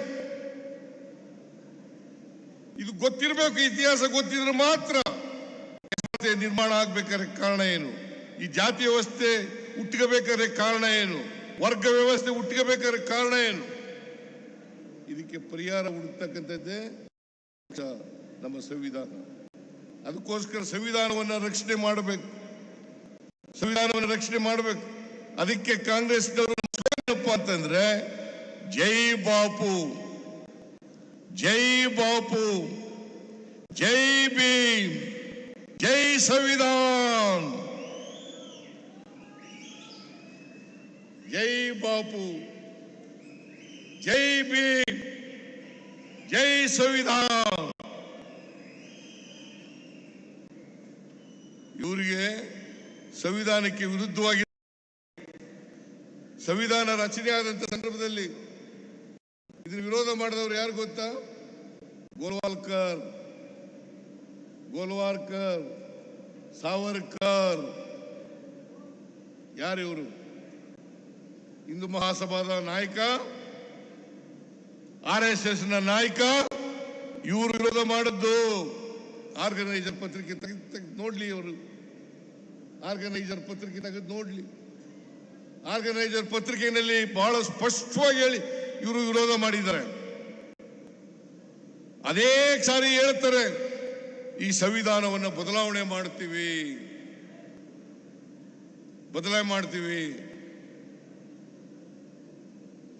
ನಾನು ಹೇಳ್ತೀನಿ, ಈ ದೇಶದ ಜನ ಯಾವ ಕಾರಣಕ್ಕೂ ಕೂಡ ಸಂವಿಧಾನವನ್ನು ಬದಲಾವಣೆ ಮಾಡಲಿಕ್ಕೆ ಸಾಧ್ಯ ಇಲ್ಲ.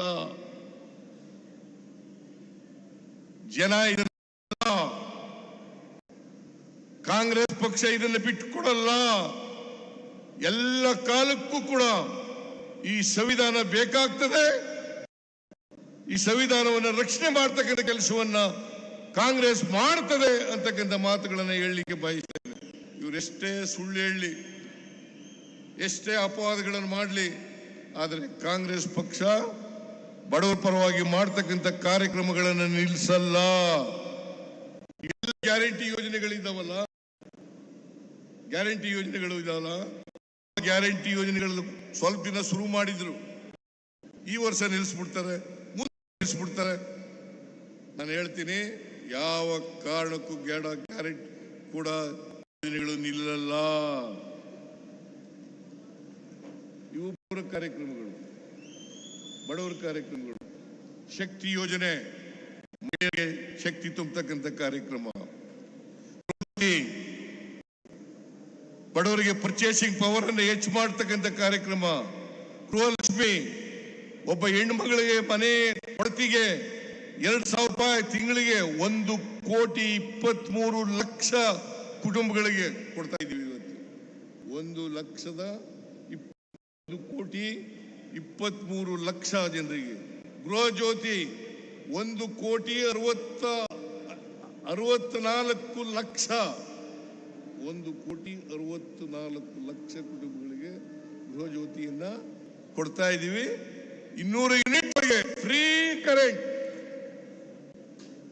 ಯುವ ನಿಧಿ ಕಾರ್ಯಕ್ರಮ ಕೊಡ್ತಾ ಇದ್ದೀವಿ, ಅನ್ನಭಾಗ್ಯ ಕಾರ್ಯಕ್ರಮ ಕೊಡ್ತಾ ಇದ್ದೀವಿ. ಇದರಿಂದ ದುಡ್ಡು ಉಳಿತ,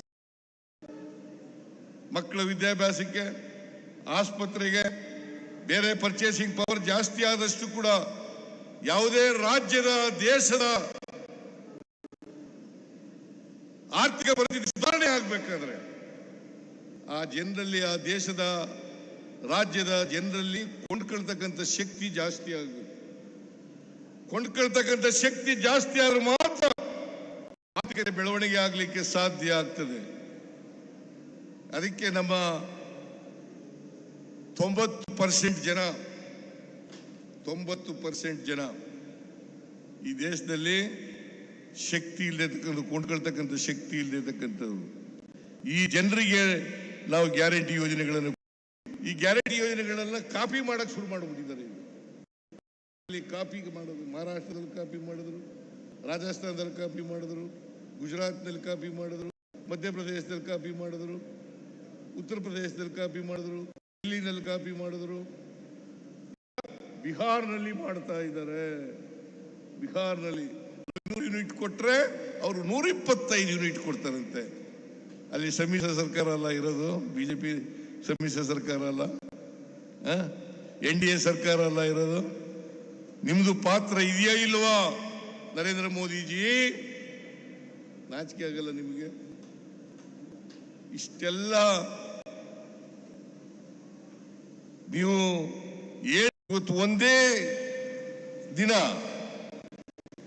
2,578 ಕೋಟಿ 2,078 ಕೋಟಿ ರೂಪಾಯಿಗಳಿಗೆ ಶಂಕುಸ್ಥಾಪನೆ ಮತ್ತು ಉದ್ಘಾಟನೆಯನ್ನು ಮಾಡ್ತಾ ಇದ್ದೇವೆ. ನಾನು ಬಿಜೆಪಿಯವರಿಗೆ, JDSನವರಿಗೆ ಕೇಳ್ತಾ ಇದ್ದೀನಿ,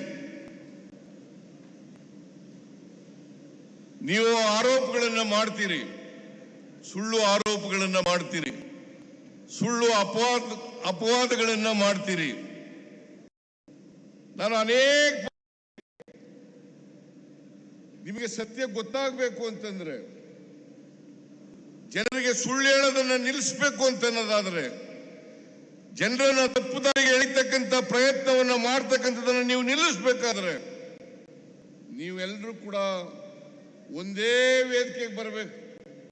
ಬಿಜೆಪಿಯ ಮುಖಂಡರು, JDSನ ಮುಖಂಡರು ಒಂದೇ ವೇದಿಕೆಗೆ ಬಂದ್ರೆ ನಾನು ಆ ವೇದಿಕೆಗೆ ಬರಲಿಕ್ಕೆ ತಯಾರಾಗಿದ್ದೀನಿ. ಚರ್ಚೆ ಮಾಡೋಣ. ನೀವೇನು ಮಾಡಿದ್ರಿ, ನಾವೇನು ಮಾಡೋದು, ನೀವೇನು ಮಾಡಿದ್ರಿ, ನಾವೇನು ಮಾಡೋದು ಅಂತಕ್ಕಂಥದ್ದನ್ನ ಚರ್ಚೆ ಮಾಡೋಣ. ಇವತ್ತು ಅಭಿವೃದ್ಧಿ ಕಾರ್ಯಕ್ರಮಗಳಿಗೆ ಹಣ ಇಲ್ಲದೆ ಹೋಗಿದ್ರೆ ಬಿಜೆಪಿಯವರು ಹೇಳ್ತಾರೆ, ಗ್ಯಾರಂಟಿ ಯೋಜನೆಗಳನ್ನ ಜಾರಿ ಕೊಟ್ಟು ಅಭಿವೃದ್ಧಿ ಕಾರ್ಯಕ್ರಮಗಳಿಗೆ ಹಣ ಇಲ್ಲ, ಖಜಾನೆ ಸರ್ಕಾರ ದಿವಾಳಿಯಾಗಿದೆ. ದಿವಾಳಿಯಾಗಿದ್ರೆ, ಖಜಾನೆ ಖಾಲಿಯಾಗಿದ್ರೆ ಇವತ್ತು 2,578 ಕೋಟಿ 2,578 ಕೋಟಿ ರೂಪಾಯಿಗಳಿಗೆ ಶಂಕುಸ್ಥಾಪನೆ, ಉದ್ಘಾಟನೆಯನ್ನು ಮಾಡ್ಲಿಕ್ಕೆ ಆಗ್ತಾ ಇರಲಿಲ್ಲ. ಬೇಕಾದ್ರೆ ನೀವು ವೆರಿಫೈ ಮಾಡಬಹುದು. ಯಾರು ಬೇಕಾದ್ರೂ ವೆರಿಫೈ ಮಾಡಬಹುದು. ಮೈಸೂರು ನಗರದಲ್ಲಿ ಬಿಜೆಪಿ ಒಬ್ಬ ಶಾಸಕರಿದ್ದಾರೆ, ಹುಣಸೂರಿನಲ್ಲಿ ಜೆಡಿಎಸ್ ಶಾಸಕರಿದ್ದಾರೆ.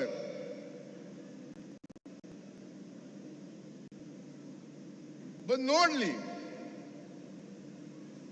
ಚಾಮುಂಡೇಶ್ವರಿನಲ್ಲಿ ಜೆಡಿಎಸ್ ಶಾಸಕರಿದ್ದಾರೆ, ಬಂದು ನೋಡ್ಲಿ.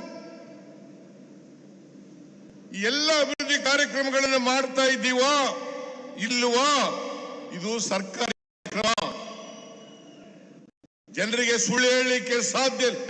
ಕೂತ್ಕೊಳ್ರಿ, ಅವ್ರು ಯಾರವ್ರು? ಕೂತ್ಕೊಳ್ಳ.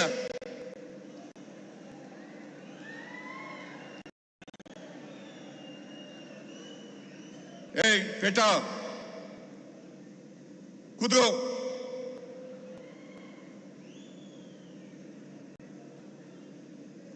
ಇಪ್ಪತ್ತು 25 ನಿಮಿಷ ಕೂತ್ಕೊಳ್ಳಿ. ನೀವೆಲ್ಲ ಇಷ್ಟೊಂದು ಖರ್ಚು ಮಾಡಿ ಇಲ್ಲ, ಆಡಳಿತದವರು ಖರ್ಚು ಮಾಡಿ ಇಷ್ಟೊಂದು 2578 ಕೋಟಿ ರೂಪಾಯಿಗಳನ್ನ ಹೆಚ್ಚಾಗಿ ನಗರದಲ್ಲಿ ಖರ್ಚು ಮಾಡಿ ನಿಮಗೋಸ್ಕರ ಈ ಕಾರ್ಯಕ್ರಮವನ್ನು ಹಮ್ಮಿಕೊಂಡಿರ್ತಕ್ಕಂಥದ್ದು. ನಿಮ್ಮ ಮುಂದೆ ಇಡಬೇಕು. ನಮ್ಮ ಸರ್ಕಾರ ಅಧಿಕಾರಕ್ಕೆ ಬಂದು 2 ತಿಂಗಳಾಯ್ತು. ಈ 2 ವರ್ಷದಲ್ಲಿ ನಾವೇನೇನು ಮಾಡಿದ್ದೀವಿ ಅನ್ನೋದನ್ನ ಜನರ ಮುಂದೆ ಇಡಬೇಕು, ಜನ ಅರ್ಥ ಮಾಡ್ಕೋಬೇಕು. ಅದಕ್ಕೋಸ್ಕರವಾಗಿ ಈ ಕಾರ್ಯಕ್ರಮವನ್ನು ಮಾಡಿರ್ತಕ್ಕಂಥದ್ದು. ಭಾರತೀಯ ಜನತಾ ಪಕ್ಷದವರು, ಜೆಡಿಎಸ್, ಸಿದ್ದರಾಮಯ್ಯನವರ ಶಕ್ತಿ ಪ್ರದರ್ಶನ, ಸಿದ್ದರಾಮಯ್ಯನವರ ಶಕ್ತಿ ಪ್ರದರ್ಶನವನ್ನು ಈ ಕಾರ್ಯಕ್ರಮವನ್ನ ಮಾಡಿದ್ದಾರೆ. ಇದು ಶಕ್ತಿ ಪ್ರದರ್ಶನವಲ್ಲ, ಅಭಿವೃದ್ಧಿಯ ಶಕ್ತಿಯನ್ನು ನಿಮ್ಮ ಮುಂದೆ ಇಡ್ಲಿಕ್ಕೋಸ್ಕರವಾಗಿ ನಾವು ಮಾಡಿರ್ತಕ್ಕಂಥ ಕಾರ್ಯಕ್ರಮ ಅಂತಕ್ಕಂಥದ್ದನ್ನು ಹೇಳಲಿಕ್ಕೆ ಬಯಸ್ತಾ ಇದ್ದೇನೆ. ಮತ್ತೆ ಅದು ಈ ಮಟ್ಟದಲ್ಲಿ ಮತ್ಸರ ಇರಬಾರದು. ಬಿಜೆಪಿಯವರು, ಜೆಡಿಎಸ್ನವರು ಇದಾರಲ್ಲ, ಅವರು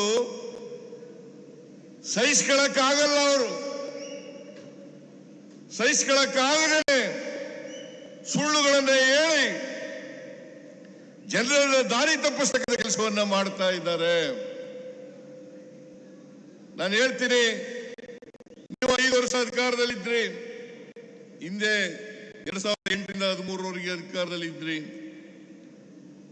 ಆಮೇಲೆ 2019ರಿಂದ 2023 ಅಧಿಕಾರದಲ್ಲಿ ಇದ್ರಿ. ನೀವು ಮೈಸೂರು ನಗರಕ್ಕೆ ಏನ್ ಮಾಡಿದ್ರಿ? ನಮ್ಮ ಡಿ ಕೆ ಶಿವಕುಮಾರ್ ಹೇಳ್ತಾ ಇರ್ತಾರೆ, ಸಾಕ್ಷಿ ಗುಡ್ಡ ಬಿಟ್ಟು ಹೋಗಿದ್ದೀರಾ. ಏನ್ ಸಾಕ್ಷಿ ಬಿಟ್ಟು ಹೋಗಿದ್ದೀರಪ್ಪ ನೀವು? ಏನಾದ್ರು ಮಾಡಿದ್ರೆ ಹೇಳಿ. 4 ವರ್ಷಗಳ ಅಧಿಕಾರದಲ್ಲಿದ್ರಿ ನೀವು. ಅದು ಜನರ ಆಶೀರ್ವಾದದಿಂದ ನೀವು ಅಧಿಕಾರಕ್ಕೆ ಬಂದದ್ದಲ್ಲ. 2008ರಲ್ಲಿ ಅಧಿಕಾರಕ್ಕೆ ಬಂದದ್ದು, 2023 ಅಧಿಕಾರಕ್ಕೆ ಬಂದದ್ದು ಅಲ್ಲ, 2018ರಲ್ಲಿ ಅಧಿಕಾರಕ್ಕೆ ಬಂದದ್ದು. ನೀವು ಹಿಂಬಾಗಲಿನಿಂದ ಬಂದಿದ್ದೀರಿ ಹೊರತು ಜನರ ಆಶೀರ್ವಾದವನ್ನು ಪಡ್ಕೊಂಡು ಅಧಿಕಾರಕ್ಕೆ ಬಂದಿಲ್ಲ. ಆಪರೇಷನ್ ಕಮಲ ಮಾಡಿ ಅಧಿಕಾರಕ್ಕೆ ಬಂದಿರತಕ್ಕಂಥದ್ದು ಇವರು. 2008ರಲ್ಲಿ ಎಷ್ಟು ಗೆದ್ದಿದ್ರು ಇವರು? 110 ಜನ. 110 ಜನ ಗೆಲ್ಲಿಕ್ಕಾಗ್ಲಿಲ್ಲ ಇವರು. 2018 ಎಷ್ಟು? 104 ಜನ. 113 ಜನ ಗೆಲ್ಲಿಲ್ಲ ಭಾರತೀಯ ಜನತಾ ಪಕ್ಷದವರು. ಇನ್ನು ಜೆಡಿಎಸ್ನವರು ಬಿಡಿ, ಪ್ರತಿ ಸಾರಿನೂ ಕೂಡ ಕಡಿಮೆ ಆಗ್ತಾ ಬರ್ತಾ ಇದ್ದಾರೆ. 5 ವರ್ಷಕ್ಕೆ ಕಡಿಮೆ ಆಗ್ತಾ ಬರ್ತಾ ಇದ್ದಾರೆ. ಕಳೆದ ಬಾರಿ ಗೆದ್ದಿದ್ದದ್ದು 18. ನಾನು ಜನತಾದಳ ಎಸ್ನ ಅಧ್ಯಕ್ಷನಾಗಿದ್ದಾಗ ಒಟ್ಟು ಗೆದ್ದಿದ್ದಂತ ಸ್ಥಾನಗಳು 59. ಈಗ ಎಷ್ಟಪ್ಪ ದೇವೇಗೌಡ್ರೆ, ಕುಮಾರಸ್ವಾಮಿ, ಎಷ್ಟು ಗೆದ್ದಿದ್ದೀರಿ? ಈಗ ನೀವು ಗೆದ್ದಿರೋದು 8 ಸ್ಥಾನಗಳನ್ನು ಮಾತ್ರ. ನೀವು ಯಾವ ಕಾರಣಕ್ಕೂ ಕೂಡ ಕರ್ನಾಟಕದಲ್ಲಿ ಮತ್ತೆ ಅಧಿಕಾರಕ್ಕೆ ಬರಲಿಕ್ಕೆ ಸಾಧ್ಯ ಇಲ್ಲ. ನಿಮ್ಮ ಸ್ವಂತ ಶಕ್ತಿ ಬರಲಿಕ್ಕೆ ಸಾಧ್ಯ ಇಲ್ಲ. ಈಗ ನೀವು ಯಾವಾಗ ವೀಕ್ ಆಗ್ಲಿಕ್ಕೆ ಶುರು ಮಾಡಿದ್ರಿ, MLAಗಳು ನಿಮ್ಮನ್ನ ಪ್ರಾರಂಭ ಮಾಡಿದ್ರು, ಜನ ನಿಮ್ಮನ್ನ ಕೈ ಬಿಡ್ಲಿಕ್ಕೆ ಪ್ರಾರಂಭ ಮಾಡಿದ್ರು, ಬಿಜೆಪಿಯವ್ರ ಜೊತೆ ಸೇರ್ಕೊಂಡಿದ್ದೀರಿ. ಬಿಜೆಪಿಯವ್ರ ಜೊತೆ ಸೇರ್ಕೊಂಡಿದ್ದಾರೆ. ಕಳೆದ ಲೋಕಸಭಾ ಚುನಾವಣೆಯಲ್ಲಿ ಎಷ್ಟು ಗೆದ್ರು ಅವರು? 2 ಸ್ಥಾನಗಳನ್ನು ಮಾತ್ರ. 2 ಸ್ಥಾನಗಳನ್ನು ಮಾತ್ರ. 17 ಸ್ಥಾನಗಳನ್ನು ಬಿಜೆಪಿ ಗೆದ್ರು. 17 ಸ್ಥಾನಗಳನ್ನು ಬಿಜೆಪಿ ಗೆದ್ರು. 2 ಜೆಡಿಎಸ್. ಅದು ಇಬ್ರು ಸೇರ್ಕೊಂಡು ನಾವು ಒಂದೇ ಒಂದು ಗೆದ್ದಿದ್ದದ್ದು. 2018ರಲ್ಲಿ ಒಂದೇ ಗೆದ್ದಿದ್ದದ್ದು. ಆಮೇಲೆ 2024ರಲ್ಲಿ ನಾವು ಗೆದ್ದದ್ದು 9 ಸ್ಥಾನಗಳು. 1ನೇ ಸ್ಥಾನ 1ರಿಂದ 9 ಸ್ಥಾನಗಳಿಗೆ ಹೋದ ನಾವು. ಇವರು ಕಡಿಮೆ ಆದರು. ನೀವು ರಾಜ್ಯದಲ್ಲಿ ಜನಪ್ರಿಯತೆಯನ್ನು ಉಳಿಸಿಕೊಂಡಿದ್ದೀರಾ, ಜನರ ಅಭಿಮಾನವನ್ನು ಉಳಿಸಿಕೊಂಡಿದ್ದೀರಾ, ಜನರ ಪ್ರೀತಿಯನ್ನು ಉಳಿಸಿಕೊಂಡಿದ್ದೀರಾ? ಇಲ್ಲ, ಮಾಡಬೇಕಾಗ್ತದೆ. ಇವರು ಯಾವತ್ತೂ ಕೂಡ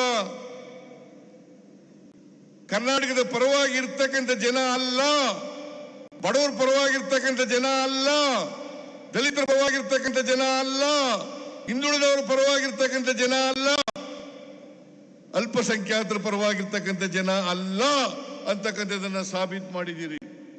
ನೀವು ಯಾವಾಗಲೂ ಕೂಡ ಸಾಮಾಜಿಕ ನ್ಯಾಯಕ್ಕೆ ವಿರೋಧ, ಕರ್ನಾಟಕದ ಅಭಿವೃದ್ಧಿಗೆ ವಿರೋಧ, ಜಾತ್ಯತೀತ ತತ್ವಕ್ಕೆ ವಿರೋಧ.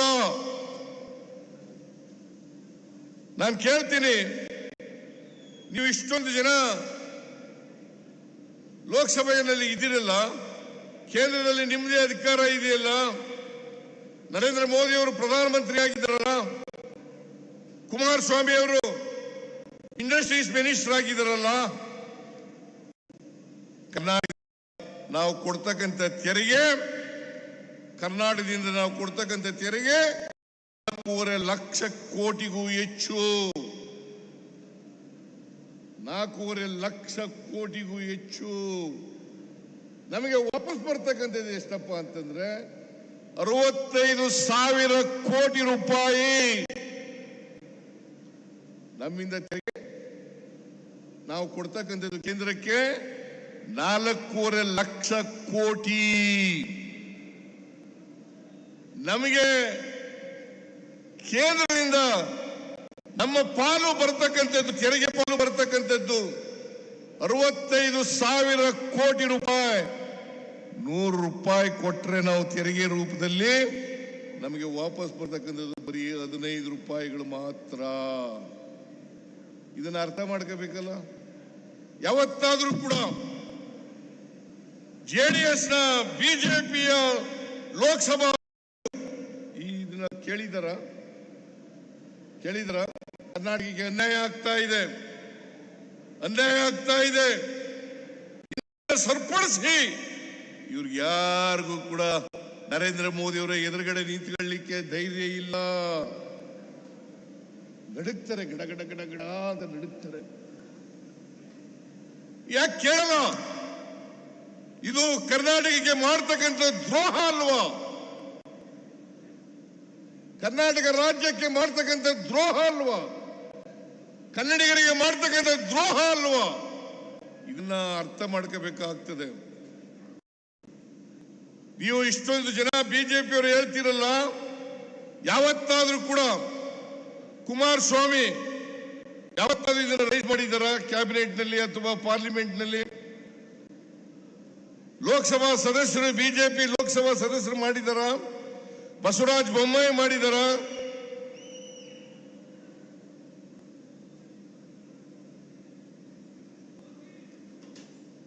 ಜೋಶಿ ಮಾಡಿದಾರ? ಯಾರು ಮಾಡಿಲ್ಲ. ಕರ್ನಾಟಕಕ್ಕೆ ಅನ್ಯಾಯ ಆಗ್ತಾ ಇದೆ.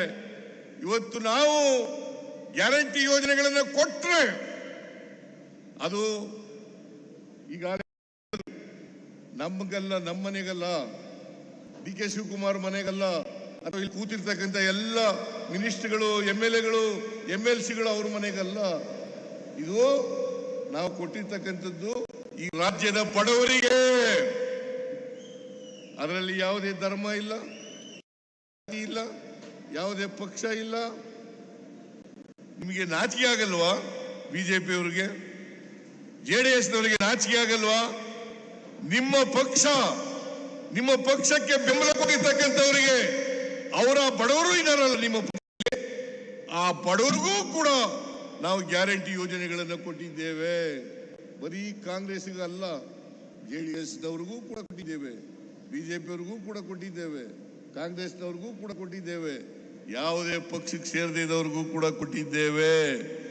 ಇಂಥ ಜಾತಿ ಅಂತ ಕೊಟ್ಟಿಲ್ಲ, ಇಂಥ ಧರ್ಮ ಅಂತ ಕೊಟ್ಟಿಲ್ಲ, ಇಂಥ ಪಕ್ಷ ಅಂತ ಕೊಟ್ಟಿಲ್ಲ. ಎಲ್ಲ ಜಾತಿಯವರಿಗೆ, ಎಲ್ಲ ಪಕ್ಷದವರಿಗೆ, ಬಡವರಿಗೆ ಕೊಟ್ಟಿರ್ತಕ್ಕಂಥದ್ದು. ನಿಮಗೆ ನಾಚಿಕೆ ಆಗಬೇಕು. ನಮ್ಮ ಈ ಗ್ಯಾರಂಟಿ ಯೋಜನೆಗಳನ್ನು ನರೇಂದ್ರ ಮೋದಿ ಅವರು ರಾಜಸ್ಥಾನದಲ್ಲಿ ವಿರೋಧ ಮಾಡಿದ್ರು. ರಾಜಸ್ಥಾನದಲ್ಲಿ ಇದನ್ನು ಘೋಷಣೆ ಮಾಡಿದಾಗ ವಿರೋಧ ಮಾಡಿದ್ರು. ಏನಂತ ವಿರೋಧ ಮಾಡಿದ್ರು? ಕರ್ನಾಟಕ ರಾಜ್ಯ ದಿವಾಳಿ ಆಗ್ಬಿಡ್ತದೆ, ಈ ಗ್ಯಾರಂಟಿ ಯೋಜನೆಗಳನ್ನ ಜಾರಿ ಮಾಡಲಿಕ್ಕೆ ಸಾಧ್ಯ ಇಲ್ಲ. ಇವತ್ತು ಸುಮಾರು 55,000 ಕೋಟಿ ರೂಪಾಯಿ ಗ್ಯಾರಂಟಿ ಯೋಜನೆಗಳಿಗೆ ಖರ್ಚಾಗ್ತದೆ. 2 ವರ್ಷದಿಂದ ಯಶಸ್ವಿಯಾಗಿ ಜಾರಿ ಕೊಟ್ಟಿದ್ದೀವಿ. ಮೊನ್ನೆ ಶಕ್ತಿ ಯೋಜನೆ ಈಗ 1 ವಾರ ಆಯಿತು. ನಾನು ಇಲ್ಲಿವರೆಗೆ ಈ ಶಕ್ತಿ ಯೋಜನೆ ಜಾರಿ ಆದ ಮೇಲೆ 500 ಕೋಟಿ ಮಹಿಳೆಯರು ಉಚಿತವಾಗಿ ಪ್ರಯಾಣ ಮಾಡಿದ್ದಾರೆ. ನಾನು ಈಗ 1 ವಾರದ ಹಿಂದೆ 500 ಟಿಕೆಟ್ ಅನ್ನ ಕೊಟ್ಟಿದ್ದೇನೆ ಮಹಿಳೆಗೆ, ಪ್ರಯಾಣಿಕರಿಗೆ 500 ಕೋಟಿ ಟಿಕೆಟ್ ಅನ್ನು ಕೊಟ್ಟಿದ್ದೇನೆ. ನೀವು ಯಾವಾಗಲಾರು ಮಾಡಿದ್ರ? ಇವತ್ತು ಮಹಿಳೆಯರೆಲ್ಲ ಖುಷಿಯಾಗಿದ್ದಾರೆ, ಬಡವರೆಲ್ಲ ಖುಷಿಯಾಗಿದ್ದಾರೆ, ದಲಿತರೆಲ್ಲ ಖುಷಿಯಾಗಿದ್ದಾರೆ, ಹಿಂದುಳಿದವರೆಲ್ಲ ಖುಷಿಯಾಗಿದ್ದಾರೆ, ಅಲ್ಪಸಂಖ್ಯಾತರೆಲ್ಲ ಖುಷಿಯಾಗಿದ್ದಾರೆ. ನಿಮಗೆ ಹೊಟ್ಟೆ ಉರಿ ಇದೆಯಲ್ಲ, ಈ ದ್ವೇಷ ಇದೆಯಲ್ಲ, ರಾಜಕೀಯ ದ್ವೇಷ, ಅವ್ರಿಗೆ ಹೇಳ್ತೀನಿ, ಈ ದ್ವೇಷವನ್ನ ಬಿಡಿ, ಹೊಟ್ಟೆ ಉರಿಯನ್ನ ಬಿಡಿ, ಮತ್ಸರವನ್ನ ಬಿಡಿ, ರಾಜಕೀಯವಾಗಿ ಮಾತಾಡಿ. ನಾನು ಹೇಳ್ತಕ್ಕಂಥದ್ದು ಸುಳ್ಳಾದರೆ ಪ್ರಶ್ನೆ ಮಾಡ್ತಕ್ಕಂಥ ಹಕ್ಕಿದೆ ನಿಮಗೆ. ಅಸೆಂಬ್ಲಿಯಲ್ಲಿ ಹೇಳಿದ್ದೀನಿ, ಹೊರಗಡೆ ಹೇಳಿದ್ದೀನಿ, ಎಲ್ಲ ಕಡೆಗಳಲ್ಲಿ ಹೇಳ್ತಾ ಇದ್ದೀನಿ. ನೀವು ಇದ್ರೆ ಪ್ರಶ್ನೆ ಮಾಡಬೇಕು. ದಾಖಲಾತಿಗಳ ಮೂಲಕ ಸಿದ್ದರಾಮಯ್ಯ ಹೇಳೋದು ಸರಿ ಇಲ್ಲ ಅಂತಕ್ಕಂಥ ಈ ಮಾತನ್ನ ಹೇಳಬೇಕಾಗ್ತದೆ. ಈ ದೇಶದಲ್ಲಿ ಅಸಮಾನತೆ ನಿರ್ಮೂಲನೆ ಆಗಬೇಕಲ್ಲ. ಬಡವ ಬಲ್ಲಿದ ಸುಮಾರು 90% ಜನ ಶೂದ್ರ ವರ್ಗದವರು ಇರ್ತಕ್ಕಂಥದ್ದು, 10% ಜನ ಮಾತ್ರ ಮೇಲ್ವರ್ಗದವರು ಇರ್ತಕ್ಕಂಥದ್ದು, ಶ್ರೀಮಂತರು ಇರ್ತಕ್ಕಂಥದ್ದು. ಈ 90% ಜನ ರಾಜಕೀಯ ಮೇಲಕ್ಕೆ ಬರಬೇಕೋ ಬೇಡ? ಅವರು ಸಾಮಾಜಿಕವಾಗಿ, ಆರ್ಥಿಕವಾಗಿ ಅವರಿಗೆ ಶಕ್ತಿ ತುಂಬಬೇಕೋ ಬೇಡ?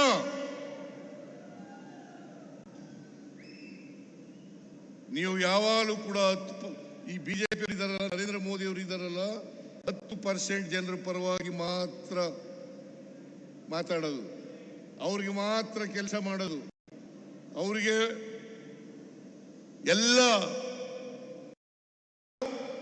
ತೆರಿಗೆಗಳನ್ನು ಕಡಿಮೆ ಮಾಡತಕ್ಕಂಥ ಕೆಲಸವನ್ನು ಮಾಡ್ತಾರೆ. ಆದರೆ ಕಾಂಗ್ರೆಸ್ ಪಕ್ಷ ಯಾವತ್ತೂ ಕೂಡ ಬಡವರಿಗೆ, ದಲಿತರಿಗೆ, ಹಿಂದುಳಿದವರಿಗೆ, ಅಲ್ಪಸಂಖ್ಯಾತರಿಗೆ ಮುಖ್ಯವಾಹಿನಿಗೆ ತರಬೇಕು ಅಂತ ಪ್ರಯತ್ನವನ್ನ ಮಾಡ್ತೀವಿ.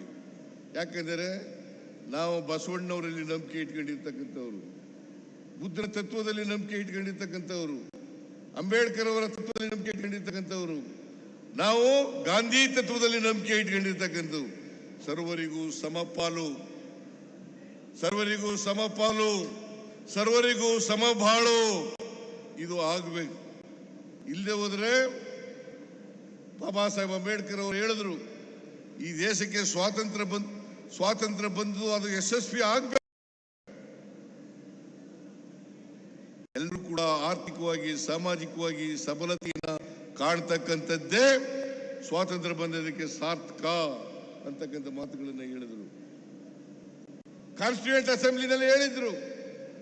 1949 ನವೆಂಬರ್ 25ನೇ ತಾರೀಕು ಒಂದು ಮಾತನ್ನ ನನಗೆ ಇವತ್ತು ಕೂಡ ಜ್ಞಾಪಕ ಇದೆ. ಒಂದು ಮಾತನ್ನ 1949 ನವೆಂಬರ್ 25ನೇ ತಾರೀಕು ಕಾನ್ಸ್ಟಿಟ್ಯೂಯೆಂಟ್ ಅಸೆಂಬ್ಲಿನಲ್ಲಿ ಒಂದು ದಿನ ಮುಂಚಿತವಾಗಿ ಸಂವಿಧಾನ ಅಂಗೀಕಾರ ಆಗೋದಕ್ಕಿಂತ ಮುಂಚಿತವಾಗಿ ಒಂದು ಮಾತನ್ನ ಹೇಳಿದ್ರು. ಏನಪ್ಪ ಹೇಳಿದ್ರು ಅಂತಂದ್ರೆ, ನಾವು 1950 ಜನವರಿ 26ನೇ ತಾರೀಕಿನಿಂದ ವೈರುಧ್ಯತೆ ಇರ್ತಕ್ಕಂಥ ಸಮಾಜಕ್ಕೆ ಕಾಲಿಡ್ತಾ ಇದ್ದೇವೆ. ವೈರುಧ್ಯತೆ ಇರ್ತಕ್ಕಂಥ ಸಮಾಜಕ್ಕೆ ಕಾಲಿಡ್ತಾ ಇದ್ದೇವೆ. ಆರ್ಥಿಕ ಅಸಮಾನತೆ ಇದೆ, ಸಾಮಾಜಿಕ ಅಸಮಾನತೆ ಇದೆ, ರಾಜಕೀಯ ಅಸಮಾನತೆ ಇದೆ. ಇಂಥ ಸಮಾಜದಲ್ಲಿ ನಾವು ಈ ಅಸಮಾನತೆಯನ್ನು ಹೋಗಲಾಡಿಸದೆ ಹೋದರೆ ಯಾವ ಜನ ನಮಗೆ ಆಶೀರ್ವಾದ ಮಾಡಿದ್ದಾರೆ, ಯಾವ ಜನರಿಂದ ಪ್ರಜಾಪ್ರಭುತ್ವ ಸೌಧವನ್ನು ನಿರ್ಮಾಣ ಮಾಡಿದ್ದೀವಿ, ಅದೇ ಪ್ರಜಾಪ್ರಭುತ್ವ ಸೌಧವನ್ನ ಮಾಡ್ತಾರೆ. ಎಚ್ಚರಿಕೆಯಿಂದ ಇರಬೇಕು ಅಂತಕ್ಕಂಥ ಮಾತುಗಳನ್ನು ಹೇಳಿದರು. ಇದನ್ನು ಯಾರು ಹೇಳಿದ್ದು? ಬಾಬಾ ಸಾಹೇಬ್ ಅಂಬೇಡ್ಕರ್ ಅವರು. ಈ ದೇಶಕ್ಕೆ ಸಂವಿಧಾನವನ್ನ ಕೊಟ್ಟಿರ್ತಕ್ಕಂಥವರು.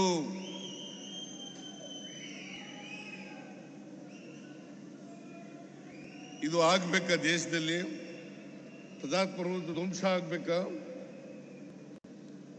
ಧ್ವಂಸ ಆಗಬಾರದು. ಪ್ರಜಾಪ್ರಭುತ್ವ ಉಳಿಬೇಕು, ಸಂವಿಧಾನ ಉಳಿಬೇಕು. ಈ ದೇಶದ ಎಲ್ಲ ಜನರು ಕೂಡ ಸಮಾನವಾಗಿ ಬಾಳ್ತಕ್ಕಂಥ ವ್ಯವಸ್ಥೆ ನಿರ್ಮಾಣ ಆಗಬೇಕು. ಸಮಾಜ ನಿರ್ಮಾಣ ಆಗಬೇಕು, ಸಮಾನತೆಯ ಸಮಾಜ ಆಗಬೇಕು. ಈ ಸಮಾಜವನ್ನ ನಿರ್ಮಾಣ ಮಾಡಲಿಕ್ಕೆ ನಾವು ಕಾಂಗ್ರೆಸ್ ಪಕ್ಷ ಮೊದಲಿಂದಲೂ ಕೂಡ ಪ್ರಯತ್ನವನ್ನು ಮಾಡ್ತಾ ಇದೆ. ಸ್ವಾತಂತ್ರ್ಯ ಬಂತವಿಂದ ಇಂದಿರಾ ಗಾಂಧಿ ಅವರು ಇರ್ಬೋದು, ವಲ್ಲಭಾಯ್ ಪಟೇಲ್ ಇರ್ಬೋದು, ಇವೆಲ್ಲರೂ ಕೂಡ ಪ್ರಯತ್ನವನ್ನು ಮಾಡ್ತಾ ಇದ್ದಾರೆ. ಮನಮೋಹನ್ ಸಿಂಗ್ ಅವರ ಕಾಲದಲ್ಲಿ ನಾವು ಡೈರೆಕ್ಟಿವ್ ಪ್ರಿನ್ಸಿಪಲ್ಸ್ ಹೇಳ್ಕೊಂಡಿದ್ದೀವಿ. ರೈಟ್ ಟು ಇನ್ಫಾರ್ಮೇಶನ್ ಯಾರು ಕೊಟ್ಟವರು? ರೈಟ್ ಟು ಎಜುಕೇಶನ್ ಯಾರು ಕೊಟ್ಟವರು? ಫುಡ್ ಸೆಕ್ಯೂರಿಟಿ ಆಕ್ಟ್ ಅನ್ನ ಯಾರು ಮಾಡಿದ್ರು? ನರೇಂದ್ರ ಮೋದಿ ಅವರು ಮಾಡಿದ್ರ? ಬಿಜೆಪಿ ಅವರು ಮಾಡಿದ್ರ? ಲ್ಯಾಂಡ್ ಎಕ್ಸ್ಚೇಂಜ್ ಆಕ್ಟ್ ಅನ್ನು ಮಾಡಿದವರು ಯಾರು?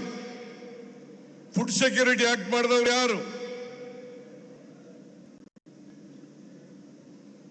ಇದನ್ನೆಲ್ಲ ಅರ್ಥ ಮಾಡ್ಕೋಬೇಕಾಗ್ತದೆ. ಬಿಜೆಪಿಯವರು ಯಾವತ್ತೂ ಕೂಡ ಸಾಮಾಜಿಕ ನ್ಯಾಯದ ಪರವಾಗಿಲ್ಲ. ಯಾವ್ಯಾವಾಗ ಕಾಂಗ್ರೆಸ್ ಸಾಮಾಜಿಕ ನ್ಯಾಯವನ್ನ ಹಿಂದುಳಿದವರಿಗೆ, ದಲಿತರಿಗೆ, ಅಲ್ಪಸಂಖ್ಯಾತರಿಗೆ ಆಗ ಅಂತ ಸಂದರ್ಭಗಳಲ್ಲಿ ಎಲ್ಲ ಕಾಲದಲ್ಲೂ ಕೂಡ ವಿರೋಧ ಮಾಡಿದ್ದಾರೆ. ಕಾಕಾಗಾಲೇಕರ್ ವರದಿಯನ್ನು ವಿರೋಧ ಮಾಡಿದವರು ಯಾರು? ಮಂಡಲ್ ಕಮಿಷನ್ ವರದಿಯನ್ನು ವಿರೋಧ ಮಾಡಿ ಕಮಂಡಲ ಯಾತ್ರೆಯನ್ನು ಮಾಡಿದವರು ಯಾರು? ಹೈಯರ್ ಲರ್ನಿಂಗ್ ಇನ್ಸ್ಟಿಟ್ಯೂಷನ್ಗಳಲ್ಲಿ ಮೀಸಲಾತಿಯನ್ನು ತಂದಾಗ ವಿರೋಧ ಮಾಡಿದವರು ಯಾರು? 73rd 74th ಅಮೆಂಡ್ಮೆಂಟ್ ಅನ್ನು ತಂದವರು ಯಾರು?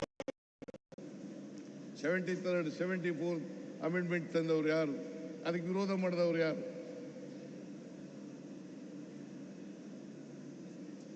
ನೀವು ಯಾವಾಗ ಮಾಡಿದೀರಿ ನೋಡ, ಹೇಳಿ ನೋಡ. ಈ RSS ಬಿಜೆಪಿ ಇದ್ದಾರಲ್ಲ, ಇವರು ಮೂಲಗಳು ಸಂವಿಧಾನಕ್ಕೆ ವಿರುದ್ಧ. ಯಾಕಂತಂದ್ರೆ ಬಾಬಾ ಸಾಹೇಬ್ ಅಂಬೇಡ್ಕರ್ ಅವರು ಕೊಟ್ಟಿರ್ತಕ್ಕಂಥ ಸಂವಿಧಾನ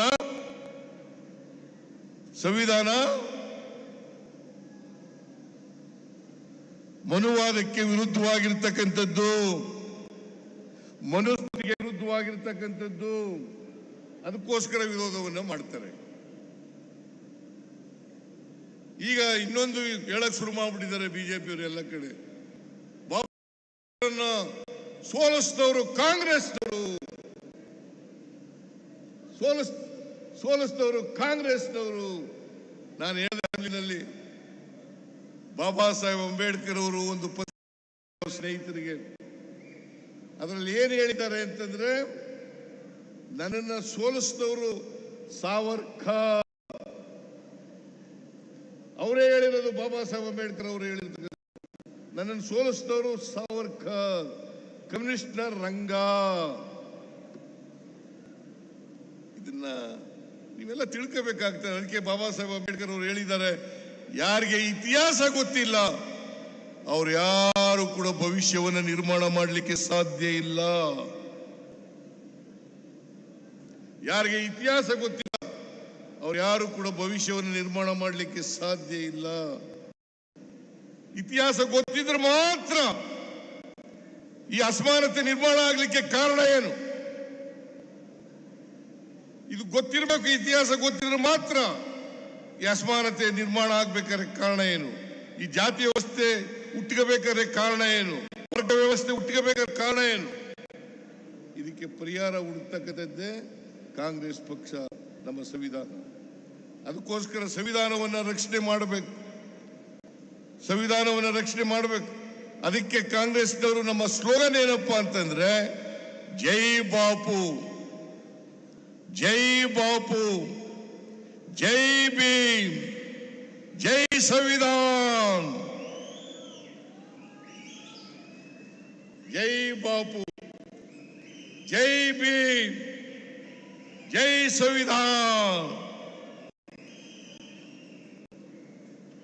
ಇವರಿಗೆ ಸಂವಿಧಾನಕ್ಕೆ ವಿರುದ್ಧವಾಗಿರ್ತಕ್ಕಂಥವರಿಗೆ, ಸಂವಿಧಾನ ರಚನೆ ಆದಂತ ಸಂದರ್ಭದಲ್ಲಿ ಇದನ್ನು ವಿರೋಧ ಮಾಡಿದವರು ಯಾರು ಗೊತ್ತಾ? ಗೋಲ್ವಾಲ್ಕರ್, ಸಾವರ್ಕರ್. ಯಾರು ಇವರು? ಹಿಂದೂ ಮಹಾಸಭಾದ ನಾಯಕ, ನಾಯಕ. ಇವರು ವಿರೋಧ ಮಾಡಿದ್ದು. ಆರ್ಗನೈಸರ್ ಪತ್ರಿಕೆ ತೆಗೆದು ನೋಡ್ಲಿ, ಅವರು ಆರ್ಗನೈಸರ್ ಪತ್ರಿಕೆ ತೆಗೆದು ನೋಡ್ಲಿ. ಆರ್ಗನೈಸರ್ ಪತ್ರಿಕೆಯಲ್ಲಿ ಬಹಳ ಸ್ಪಷ್ಟವಾಗಿ ಹೇಳಿ ಇವರು ವಿರೋಧ ಮಾಡಿದ್ದಾರೆ. ಅನೇಕ ಸಾರಿ ಹೇಳ್ತಾರೆ, ಈ ಸಂವಿಧಾನವನ್ನು ಬದಲಾವಣೆ ಮಾಡ್ತೀವಿ.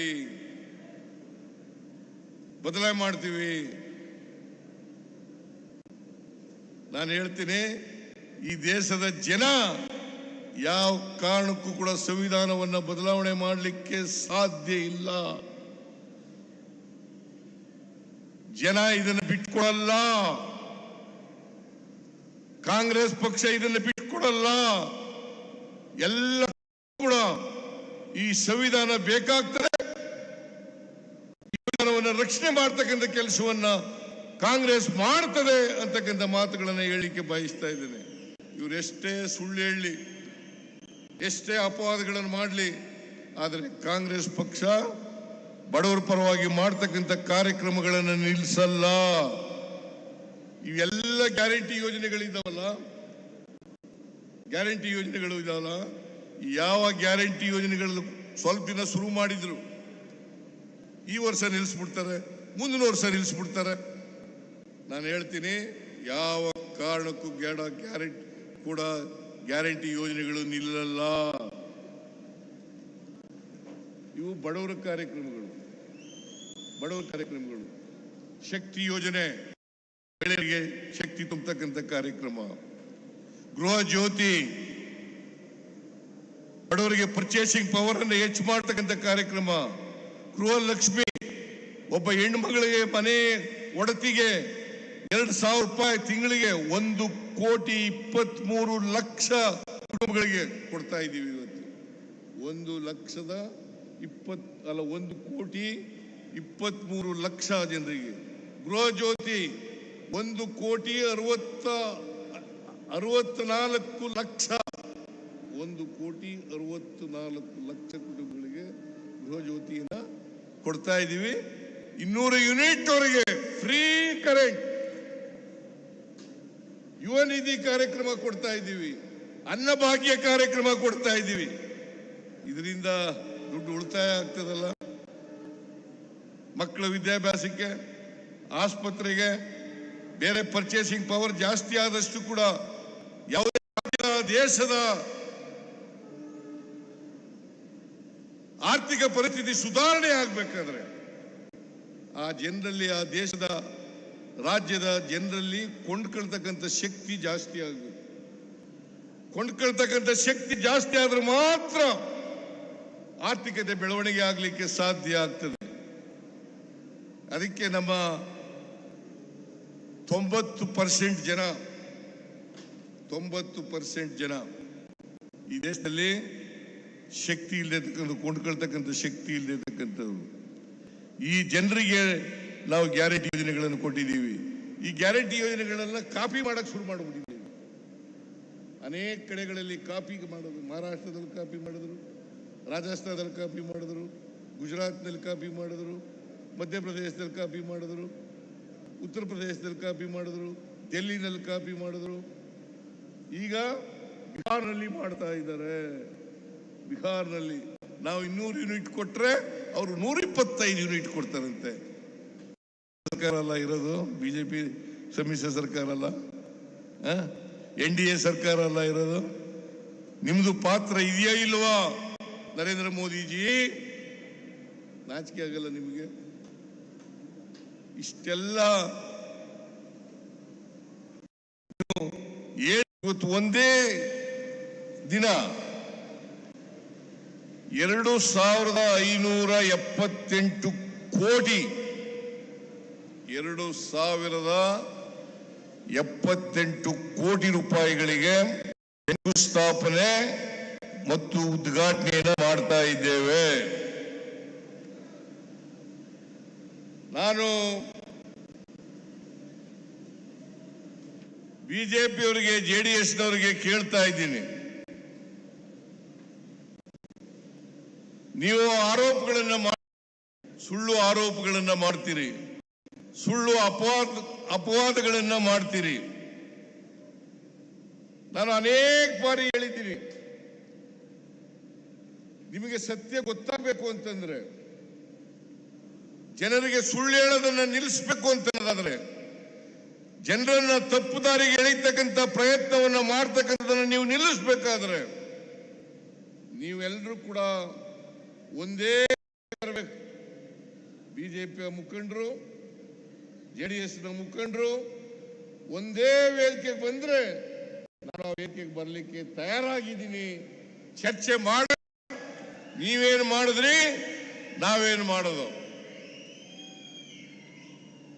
ನೀವೇನು ಮಾಡಿದ್ರಿ, ನಾವೇನು ಮಾಡೋದು ಅಂತಕ್ಕಂಥದ್ದನ್ನ ಚರ್ಚೆ ಮಾಡೋಣ. ಇವತ್ತು ಅಭಿವೃದ್ಧಿ ಕಾರ್ಯಕ್ರಮಗಳಿಗೆ ಹಣ ಇಲ್ಲದೆ ಹೋಗಿದ್ರೆ ಬಿಜೆಪಿಯವರು ಹೇಳ್ತಾರೆ, ಗ್ಯಾರಂಟಿ ಯೋಜನೆಗಳನ್ನ ಜಾರಿ ಕೊಟ್ಟು ಅಭಿವೃದ್ಧಿ ಕಾರ್ಯಕ್ರಮಗಳಿಗೆ ಹಣ ಇಲ್ಲ, ಖಜಾನೆ ಖಾಲಿಯಾಗಿದೆ, ರಾಜ್ಯ ಸರ್ಕಾರ ದಿವಾಳಿಯಾಗಿದೆ. ದಿವಾಳಿಯಾಗಿದ್ರೆ, ಖಜಾನೆ ಖಾಲಿಯಾಗಿದ್ರೆ ಇವತ್ತು 2578 ಕೋಟಿ 2578 ಗಳಿಗೆ ಶಂಕುಸ್ಥಾಪನೆ ಉದ್ಘಾಟನೆಯನ್ನ ಮಾಡ್ಲಿಕ್ಕೆ ಆಗ್ತಾ ಇರಲಿಲ್ಲ. ಬೇಕಾದ್ರೆ ನೀವು ಯಾರು ಬೇಕಾದ್ರೂ ವೆರಿಫೈ ಮಾಡಬಹುದು. ಮೈಸೂರು ನಗರದಲ್ಲಿ ಬಿಜೆಪಿ ಒಬ್ಬ ಶಾಸಕರಿದ್ದಾರೆ, ಹುಣಸೂರಿನಲ್ಲಿ JDS ಶಾಸಕರಿದ್ದಾರೆ.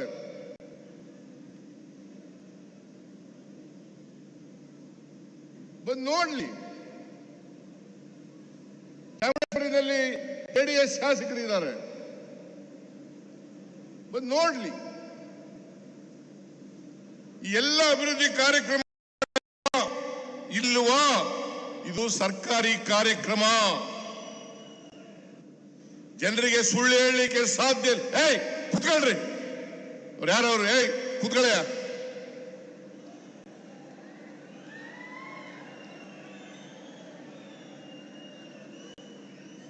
ಏಯ್ ಕೂತ್ಕೋ.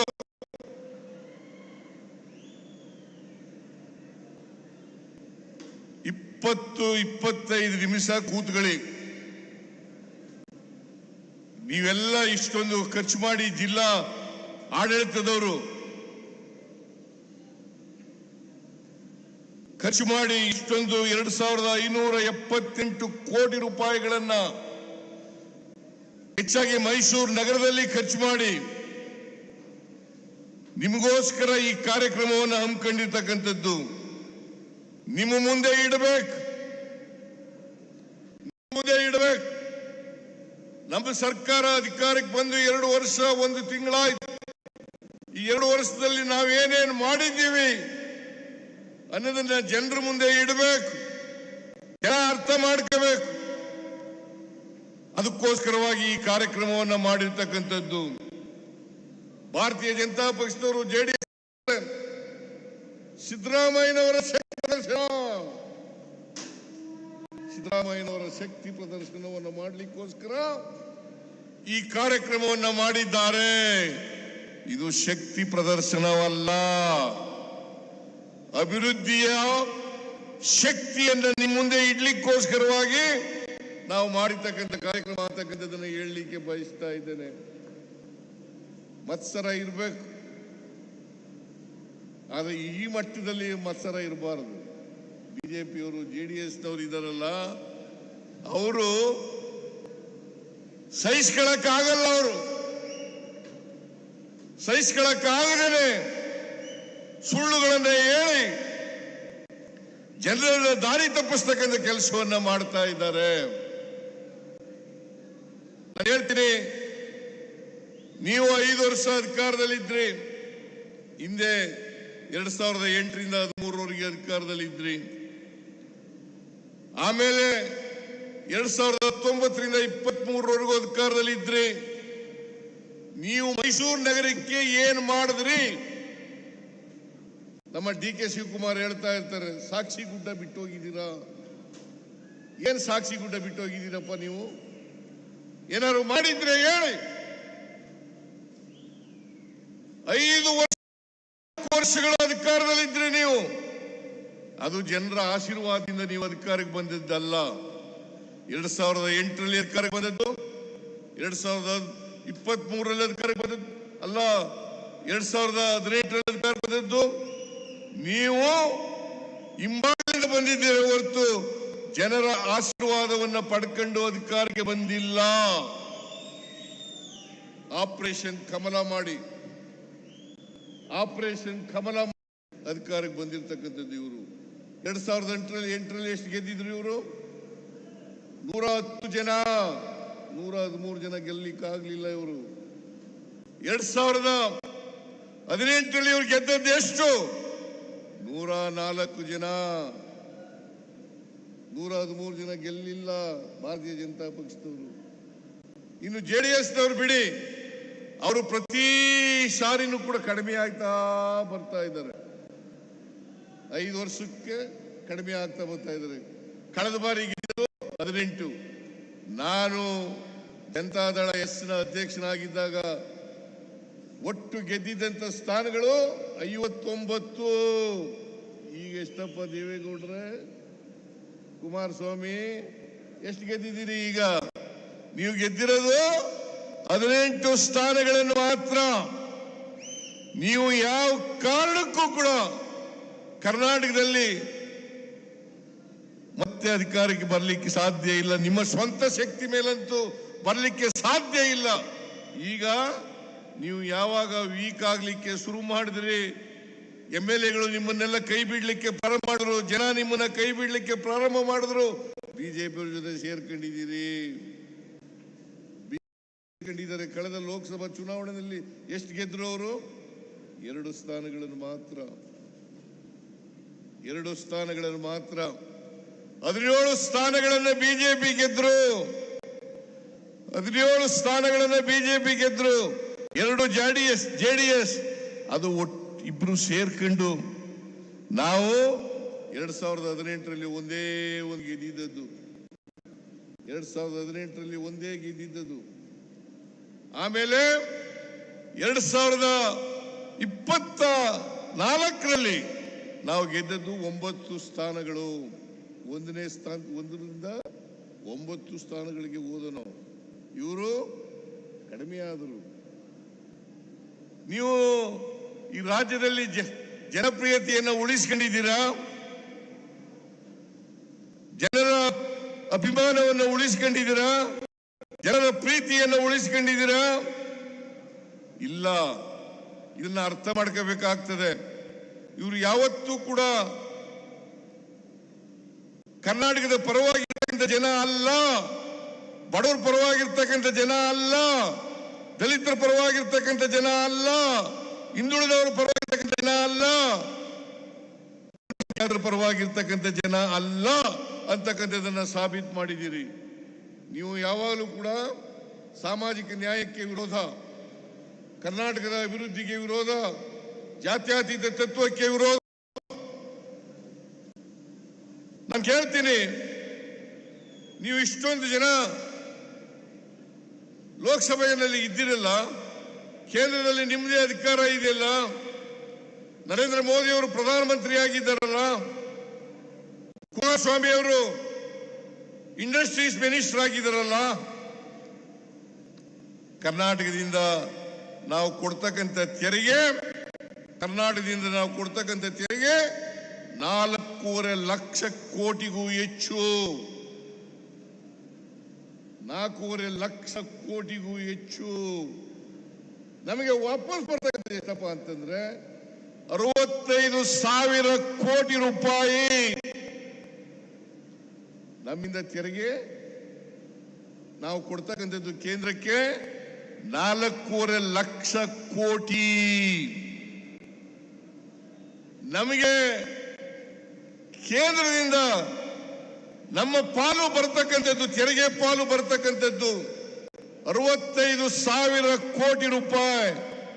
100 ರೂಪಾಯಿ ಕೊಟ್ರೆ ನಾವು ತೆರಿಗೆ ರೂಪದಲ್ಲಿ ನಮಗೆ ವಾಪಸ್ ಬರ್ತಕ್ಕಂಥದ್ದು ಬರೀ 15 ರೂಪಾಯಿಗಳು ಮಾತ್ರ. ಇದನ್ನ ಅರ್ಥ ಮಾಡ್ಕೋಬೇಕಲ್ಲ. ಯಾವತ್ತಾದ್ರೂ ಕೂಡ ಜೆಡಿಎಸ್ನ ಬಿಜೆಪಿಯ ಲೋಕಸಭಾ ಸದಸ್ಯರು ಇದನ್ನ ಕೇಳಿದರ ಕರ್ನಾಟಕಕ್ಕೆ ಅನ್ಯಾಯ ಆಗ್ತಾ ಇದೆ, ಈ ಅನ್ಯಾಯವನ್ನು ಸರಿಪಡಿಸಿ ಇವ್ರು ಯಾರಿಗೂ ಕೂಡ ನರೇಂದ್ರ ಮೋದಿ ಅವರ ಎದುರುಗಡೆ ನಿಂತ್ಕೊಳ್ಳಿಕ್ಕೆ ಧೈರ್ಯ ಇಲ್ಲ. ನಡುಕ್ತಾರೆ, ಗಡ ಗಡ ಗಡ ಗಡ ಅಂತ ನಡುಕ್ತಾರೆ. ಯಾಕೆ ಕೇಳಲ್ಲ? ಇದು ಕರ್ನಾಟಕಕ್ಕೆ ಮಾಡ್ತಕ್ಕಂಥ ದ್ರೋಹ ಅಲ್ವಾ? ಕರ್ನಾಟಕ ರಾಜ್ಯಕ್ಕೆ ಮಾಡ್ತಕ್ಕಂಥ ದ್ರೋಹ ಅಲ್ವಾ? ಕನ್ನಡಿಗರಿಗೆ ಮಾಡ್ತಕ್ಕಂಥ ದ್ರೋಹ ಅಲ್ವಾ? ಇದನ್ನ ಅರ್ಥ ಮಾಡ್ಕೋಬೇಕಾಗ್ತದೆ. ನೀವು ಇಷ್ಟೊಂದು ಬಿಜೆಪಿಯವರು ಹೇಳ್ತಿರಲ್ಲ, ಯಾವತ್ತಾದ್ರೂ ಕೂಡ ಕುಮಾರಸ್ವಾಮಿ ಯಾವತ್ತಾದ್ರೂ ಇದನ್ನ ರೈಸ್ ಮಾಡಿದಾರ ಕ್ಯಾಬಿನೆಟ್ ನಲ್ಲಿ ಅಥವಾ ಪಾರ್ಲಿಮೆಂಟ್ ನಲ್ಲಿ? ಲೋಕಸಭಾ ಸದಸ್ಯರು, ಬಿಜೆಪಿ ಲೋಕಸಭಾ ಸದಸ್ಯರು ಮಾಡಿದಾರ? ಬಸವರಾಜ ಬೊಮ್ಮಾಯಿ ಮಾಡಿದಾರ?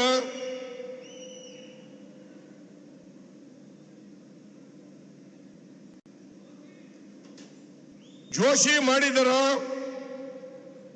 ಯಾರು ಮಾಡಿಲ್ಲ. ಕರ್ನಾಟಕಕ್ಕೆ ಅನ್ಯಾಯ ಆಗ್ತಾ ಇದೆ.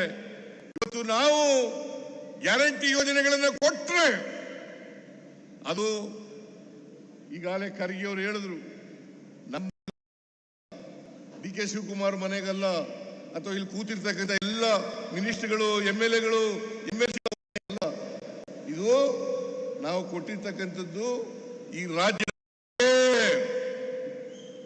ಅದರಲ್ಲಿ ಯಾವುದೇ ಧರ್ಮ ಇಲ್ಲ, ಯಾವುದೇ ಜಾತಿ ಇಲ್ಲ, ಯಾವುದೇ ಪಕ್ಷ ಇಲ್ಲ. ನಿಮಗೆ ನಾಚಿಕೆ ಆಗಲ್ವಾ? ಬಿಜೆಪಿ ಜೆಡಿಎಸ್ನವರಿಗೆ ನಾಚಿಕೆ ಆಗಲ್ವಾ? ನಿಮ್ಮ ಪಕ್ಷಕ್ಕೆ ಬೆಂಬಲ ಕೊಟ್ಟಿರ್ತಕ್ಕಂಥವರಿಗೆ, ಅವರ ಬಡವರು ಇದ್ದಾರಲ್ಲ ನಿಮ್ಮ ಪಕ್ಷದಲ್ಲಿ, ಆ ಬಡವರಿಗೂ ಕೂಡ ನಾವು ಗ್ಯಾರಂಟಿ ಕೊಟ್ಟಿದ್ದೇವೆ. ಬರೀ ಕಾಂಗ್ರೆಸ್ಗೆ ಅಲ್ಲ, JDS-ನವ್ರಿಗೂ ಕೂಡ ಕೊಟ್ಟಿದ್ದೇವೆ, ಬಿಜೆಪಿಯವ್ರಿಗೂ ಕೂಡ ಕೊಟ್ಟಿದ್ದೇವೆ, ಕಾಂಗ್ರೆಸ್ನವ್ರಿಗೂ ಕೂಡ ಕೊಟ್ಟಿದ್ದೇವೆ, ಯಾವುದೇ ಪಕ್ಷಕ್ಕೆ ಸೇರದಿದ್ದವ್ರಿಗೂ ಕೂಡ ಕೊಟ್ಟಿದ್ದೇವೆ. ಇಂಥ ಜಾತಿ ಅಂತ ಕೊಟ್ಟಿಲ್ಲ, ಇಂಥ ಧರ್ಮ ಕೊಟ್ಟಿಲ್ಲ, ಇಂಥ ಪಕ್ಷ ಅಂತ ಕೊಟ್ಟಿಲ್ಲ. ಎಲ್ಲ ಜಾತಿಯವರಿಗೆ, ಎಲ್ಲ ಪಕ್ಷದವರಿಗೆ, ಬಡವರಿಗೆ ಕೊಟ್ಟಿರ್ತಕ್ಕಂಥದ್ದು. ನಿಮಗೆ ನಾಚಿಕೆ ಆಗಬೇಕು. ನಮ್ಮ ಈ ಗ್ಯಾರಂಟಿ ಯೋಜನೆಗಳನ್ನು ನರೇಂದ್ರ ಮೋದಿ ಅವರು ರಾಜಸ್ಥಾನದಲ್ಲಿ ವಿರೋಧ ಮಾಡಿದ್ರು. ರಾಜಸ್ಥಾನದಲ್ಲಿ ಇದನ್ನು ಘೋಷಣೆ ಮಾಡಿದಾಗ ವಿರೋಧ ಮಾಡಿದ್ರು. ಏನಂತ ವಿರೋಧ ಮಾಡಿದ್ರು? ಕರ್ನಾಟಕ ರಾಜ್ಯ ದಿವಾಳಿ ಆಗ್ಬಿಡ್ತದೆ, ಈ ಗ್ಯಾರಂಟಿ ಯೋಜನೆಗಳನ್ನ ಜಾರಿ ಮಾಡಲಿಕ್ಕೆ ಸಾಧ್ಯ ಇಲ್ಲ. ಇವತ್ತು ಸುಮಾರು 55,000 ಕೋಟಿ ರೂಪಾಯಿ ಗ್ಯಾರಂಟಿ ಯೋಜನೆಗಳಿಗೆ ಖರ್ಚಾಗ್ತದೆ. 2 ವರ್ಷದಿಂದ ಯಶಸ್ವಿಯಾಗಿ ಜಾರಿ ಕೊಟ್ಟಿದ್ದೀವಿ. ಮೊನ್ನೆ ಶಕ್ತಿ ಯೋಜನೆ ಈಗ 1 ವಾರ ಆಯಿತು. ನಾನು ಇಲ್ಲಿವರೆಗೆ ಈ ಶಕ್ತಿ ಯೋಜನೆ ಜಾರಿ ಆದ ಮೇಲೆ 5,500 ಕೋಟಿ ಮಹಿಳೆಯರು ಉಚಿತವಾಗಿ ಪ್ರಯಾಣ ಮಾಡಿದ್ದಾರೆ. ಒಂದು ವಾರದ ಹಿಂದೆ 500 ಕೋಟಿ ಟಿಕೆಟ್ ಅನ್ನ ಕೊಟ್ಟಿದ್ದೇನೆ ಮಹಿಳೆಗೆ, ಪ್ರಯಾಣಿಕರಿಗೆ 500 ಕೋಟಿ ಟಿಕೆಟ್ ಅನ್ನು ಕೊಟ್ಟಿದ್ದೇನೆ. ನೀವು ಯಾವಾಗಲೂ ಮಾಡಿದ್ರ? ಇವತ್ತು ಮಹಿಳೆಯರೆಲ್ಲ ಖುಷಿಯಾಗಿದ್ದಾರೆ, ಬಡವರೆಲ್ಲ ಖುಷಿಯಾಗಿದ್ದಾರೆ, ದಲಿತರೆಲ್ಲ ಖುಷಿಯಾಗಿದ್ದಾರೆ, ಹಿಂದುಳಿದವರೆಲ್ಲ ಖುಷಿಯಾಗಿದ್ದಾರೆ, ಅಲ್ಪಸಂಖ್ಯಾತರೆಲ್ಲ ಖುಷಿಯಾಗಿದ್ದಾರೆ. ನಿಮಗೆ ಹೊಟ್ಟೆ ಉರಿ ಇದೆಯಲ್ಲ, ಈ ದ್ವೇಷ ಇದೆಯಲ್ಲ, ರಾಜಕೀಯ ದ್ವೇಷ, ನಾನು ಇವತ್ತು ಅವ್ರಿಗೆ ಹೇಳ್ತೀನಿ, ಈ ದ್ವೇಷವನ್ನ ಬಿಡಿ, ಹೊಟ್ಟೆ ಉರಿಯನ್ನ ಬಿಡಿ, ಮತ್ಸರವನ್ನ ಬಿಡಿ. ಇವಾಗ ಮಾತಾಡಿ. ನಾನು ಹೇಳ್ತಕ್ಕಂಥದ್ದು ಸುಳ್ಳಾದರೆ ಪ್ರಶ್ನೆ ಮಾಡ್ತಕ್ಕಂಥ ಹಕ್ಕಿದೆ ನಿಮಗೆ. ಅಸೆಂಬ್ಲಿನಲ್ಲಿ ಹೇಳಿದ್ದೀನಿ, ಹೊರಗಡೆ ಹೇಳಿದ್ದೀನಿ, ಎಲ್ಲ ಕಡೆಗಳಲ್ಲಿ ಹೇಳ್ತೀನಿ. ನೀವು ಇದ್ರೆ ಪ್ರಶ್ನೆ ಮಾಡಬೇಕು. ದಾಖಲಾತಿಗಳ ಮೂಲಕ ಸಿದ್ದರಾಮಯ್ಯ ಹೇಳೋದು ಸರಿ ಇಲ್ಲ ಅಂತಕ್ಕಂಥ ಮಾತನ್ನ ಹೇಳಬೇಕಾಗ್ತದೆ. ಈ ದೇಶದಲ್ಲಿ ಅಸಮಾನತೆ ನಿರ್ಮೂಲನೆ ಆಗಬೇಕಲ್ಲ.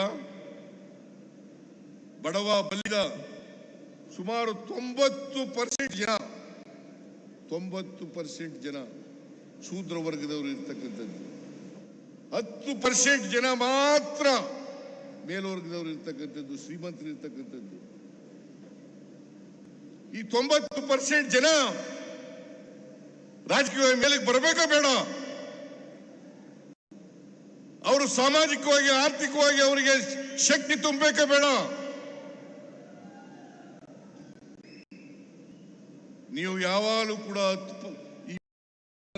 ಇದಾರಲ್ಲ 10% ಜನರ ಪರವಾಗಿ ಮಾತ್ರ ಮಾತಾಡೋದು, ಅವ್ರಿಗೆ ಮಾತ್ರ ಕೆಲಸ ಮಾಡೋದು, ಅವರಿಗೆ ಎಲ್ಲ ರೀತಿಯಲ್ಲೂ ಕೂಡ ತೆರಿಗೆಗಳನ್ನು ಕಡಿಮೆ ಮಾಡ್ತಕ್ಕಂಥ ಕೆಲಸವನ್ನು ಮಾಡ್ತಾರೆ.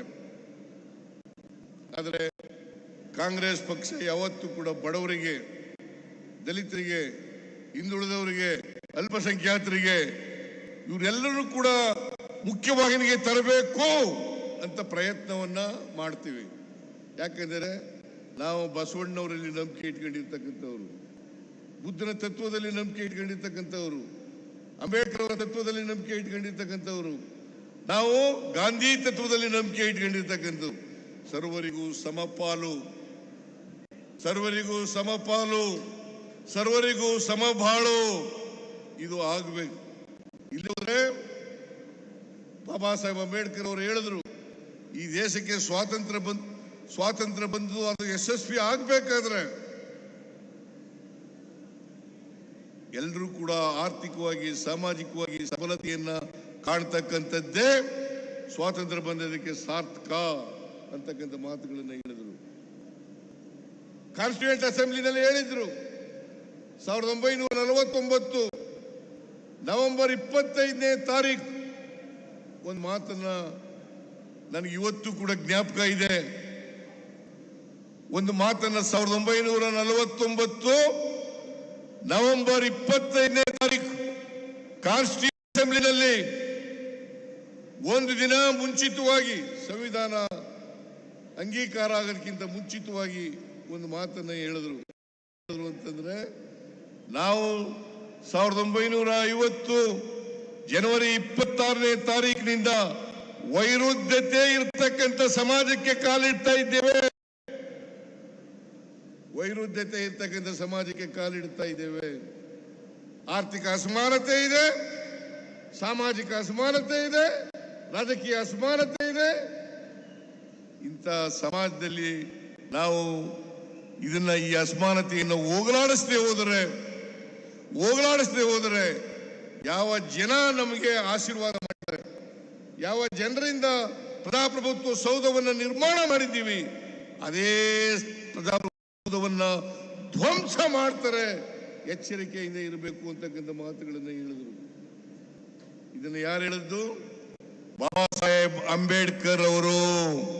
ಈ ದೇಶಕ್ಕೆ ಸಂವಿಧಾನವನ್ನು ಕೊಟ್ಟಿರ್ತಕ್ಕಂಥವರು.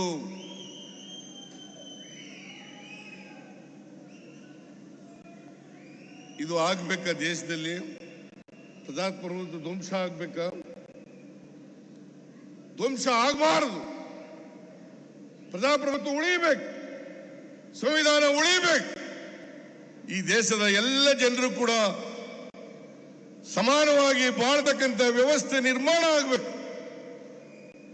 ಭ್ರಾತೃತ್ವದಿಂದ ಬದುಕ್ತಕ್ಕಂಥ ಸಮಾಜ ನಿರ್ಮಾಣ ಆಗಬೇಕು. ಸಮಾನತೆಯ ಸಮಾಜ ನಿರ್ಮಾಣ ಆಗಬೇಕು. ಈ ಸಮಾಜವನ್ನ ನಿರ್ಮಾಣ ಮಾಡಲಿಕ್ಕೆ ನಾವು ಕಾಂಗ್ರೆಸ್ ಪಕ್ಷ ಮೊದಲಿಂದಲೂ ಕೂಡ ಪ್ರಯತ್ನವನ್ನು ಮಾಡ್ತಾ ಇದೆ. ಸ್ವಾತಂತ್ರ್ಯ ಬಂತವಿಂದ ಜವಾಹರ್ಲಾಲ್ ನೆಹರೂರವರು ಇರ್ಬೋದು, ಇಂದಿರಾ ಗಾಂಧಿ ಅವರು ಇರ್ಬೋದು, ವಲ್ಲಭಾಯ್ ಪಟೇಲ್ ಇರ್ಬೋದು, ಇವರೆಲ್ಲರೂ ಕೂಡ ಪ್ರಯತ್ನವನ್ನು ಮಾಡ್ತಾ ಇದ್ದಾರೆ. ಮನಮೋಹನ್ ಸಿಂಗ್ ಅವರ ಕಾಲದಲ್ಲಿ ನಾವು ಡೈರೆಕ್ಟಿವ್ ಪ್ರಿನ್ಸಿಪಲ್ಸ್ ಹೇಳ್ಕೊಂಡಿದ್ದೀವಿ. ರೈಟ್ ಟು ಇನ್ಫಾರ್ಮೇಶನ್ ಯಾರು ಕೊಟ್ಟವರು? ರೈಟ್ ಟು ಎಜುಕೇಶನ್ ಯಾರು ಕೊಟ್ಟವರು? ಫುಡ್ ಸೆಕ್ಯೂರಿಟಿ ಯಾರು ಮಾಡಿದ್ರು? ನರೇಂದ್ರ ಮೋದಿ ಅವರು ಮಾಡಿದ್ರ?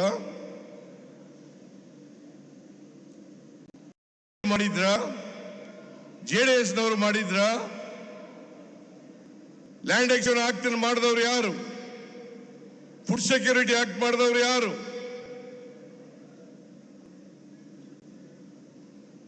ಇದನ್ನೆಲ್ಲ ಅರ್ಥ ಮಾಡ್ಕೋಬೇಕಾಗ್ತದೆ. ಬಿಜೆಪಿಯವರು ಯಾವತ್ತೂ ಕೂಡ ನ್ಯಾಯ ಪರವಾಗಿಲ್ಲ. ಯಾವ್ಯಾವಾಗ ಕಾಂಗ್ರೆಸ್ ಸಾಮಾಜಿಕ ನ್ಯಾಯವನ್ನ ಹಿಂದುಳಿದವರಿಗೆ, ದಲಿತರಿಗೆ, ಅಲ್ಪಸಂಖ್ಯಾತರಿಗೆ ಕೊಡ್ತದೆ, ಆಗ ಅಂತ ಸಂದರ್ಭಗಳಲ್ಲೆಲ್ಲ ಕಾಲದಲ್ಲೂ ಕೂಡ ವಿರೋಧ ಮಾಡಿದ್ದಾರೆ.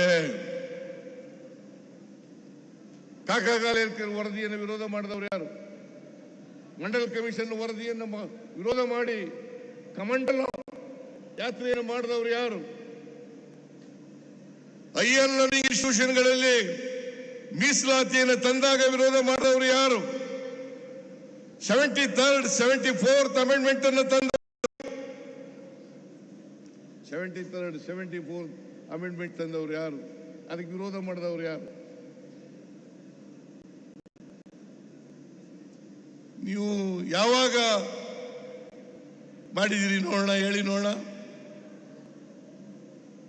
ಈ RSS ಬಿಜೆಪಿ ಇದ್ದಾರಲ್ಲ, ಇವರು ಮನುವಾದಿಗಳು, ಸಂವಿಧಾನಕ್ಕೆ ವಿರುದ್ಧ. ಯಾಕಂತಂದ್ರೆ ಬಾಬಾ ಸಾಹೇಬ್ ಅಂಬೇಡ್ಕರ್ ಅವರು ಕೊಟ್ಟಿರ್ತಕ್ಕಂಥ ಸಂವಿಧಾನ ಮನುವಾದಕ್ಕೆ ವಿರುದ್ಧವಾಗಿರ್ತಕ್ಕಂಥದ್ದು, ಮನುಸ್ಮೃತಿಗೆ ವಿರುದ್ಧವಾಗಿರ್ತಕ್ಕಂಥದ್ದು. ಅದಕ್ಕೋಸ್ಕರ ವಿರೋಧವನ್ನು ಮಾಡ್ತಾರೆ. ಈಗ ಇನ್ನೊಂದು ಮಾಡಿದ್ದಾರೆ ಬಿಜೆಪಿಯವರು ಎಲ್ಲ ಕಡೆ. ಬಾಬಾ ಸಾಹೇಬ್ ಅಂಬೇಡ್ಕರ್ ಅವರನ್ನ ಸೋಲಿಸಿದವರು ಕಾಂಗ್ರೆಸ್ನವರು, ಕಾಂಗ್ರೆಸ್ನವರು. ನಾನು ಹೇಳಿದೆ ಅಸೆಂಬ್ಲಿ, ಬಾಬಾ ಸಾಹೇಬ್ ಅಂಬೇಡ್ಕರ್ ಅವರು ಒಂದು ಪತ್ರವನ್ನು ಬರೆದಿದ್ದಾರೆ ಅವರ ಸ್ನೇಹಿತರಿಗೆ. ಅದರಲ್ಲಿ ಏನು ಹೇಳಿದ್ದಾರೆ ಅಂತಂದ್ರೆ, ನನ್ನನ್ನು ಸೋಲಿಸಿದವರು ಸಾವರ್ಕರ್, ಬಾಬಾ ಸಾಹೇಬ್ ಅಂಬೇಡ್ಕರ್ ಅವರು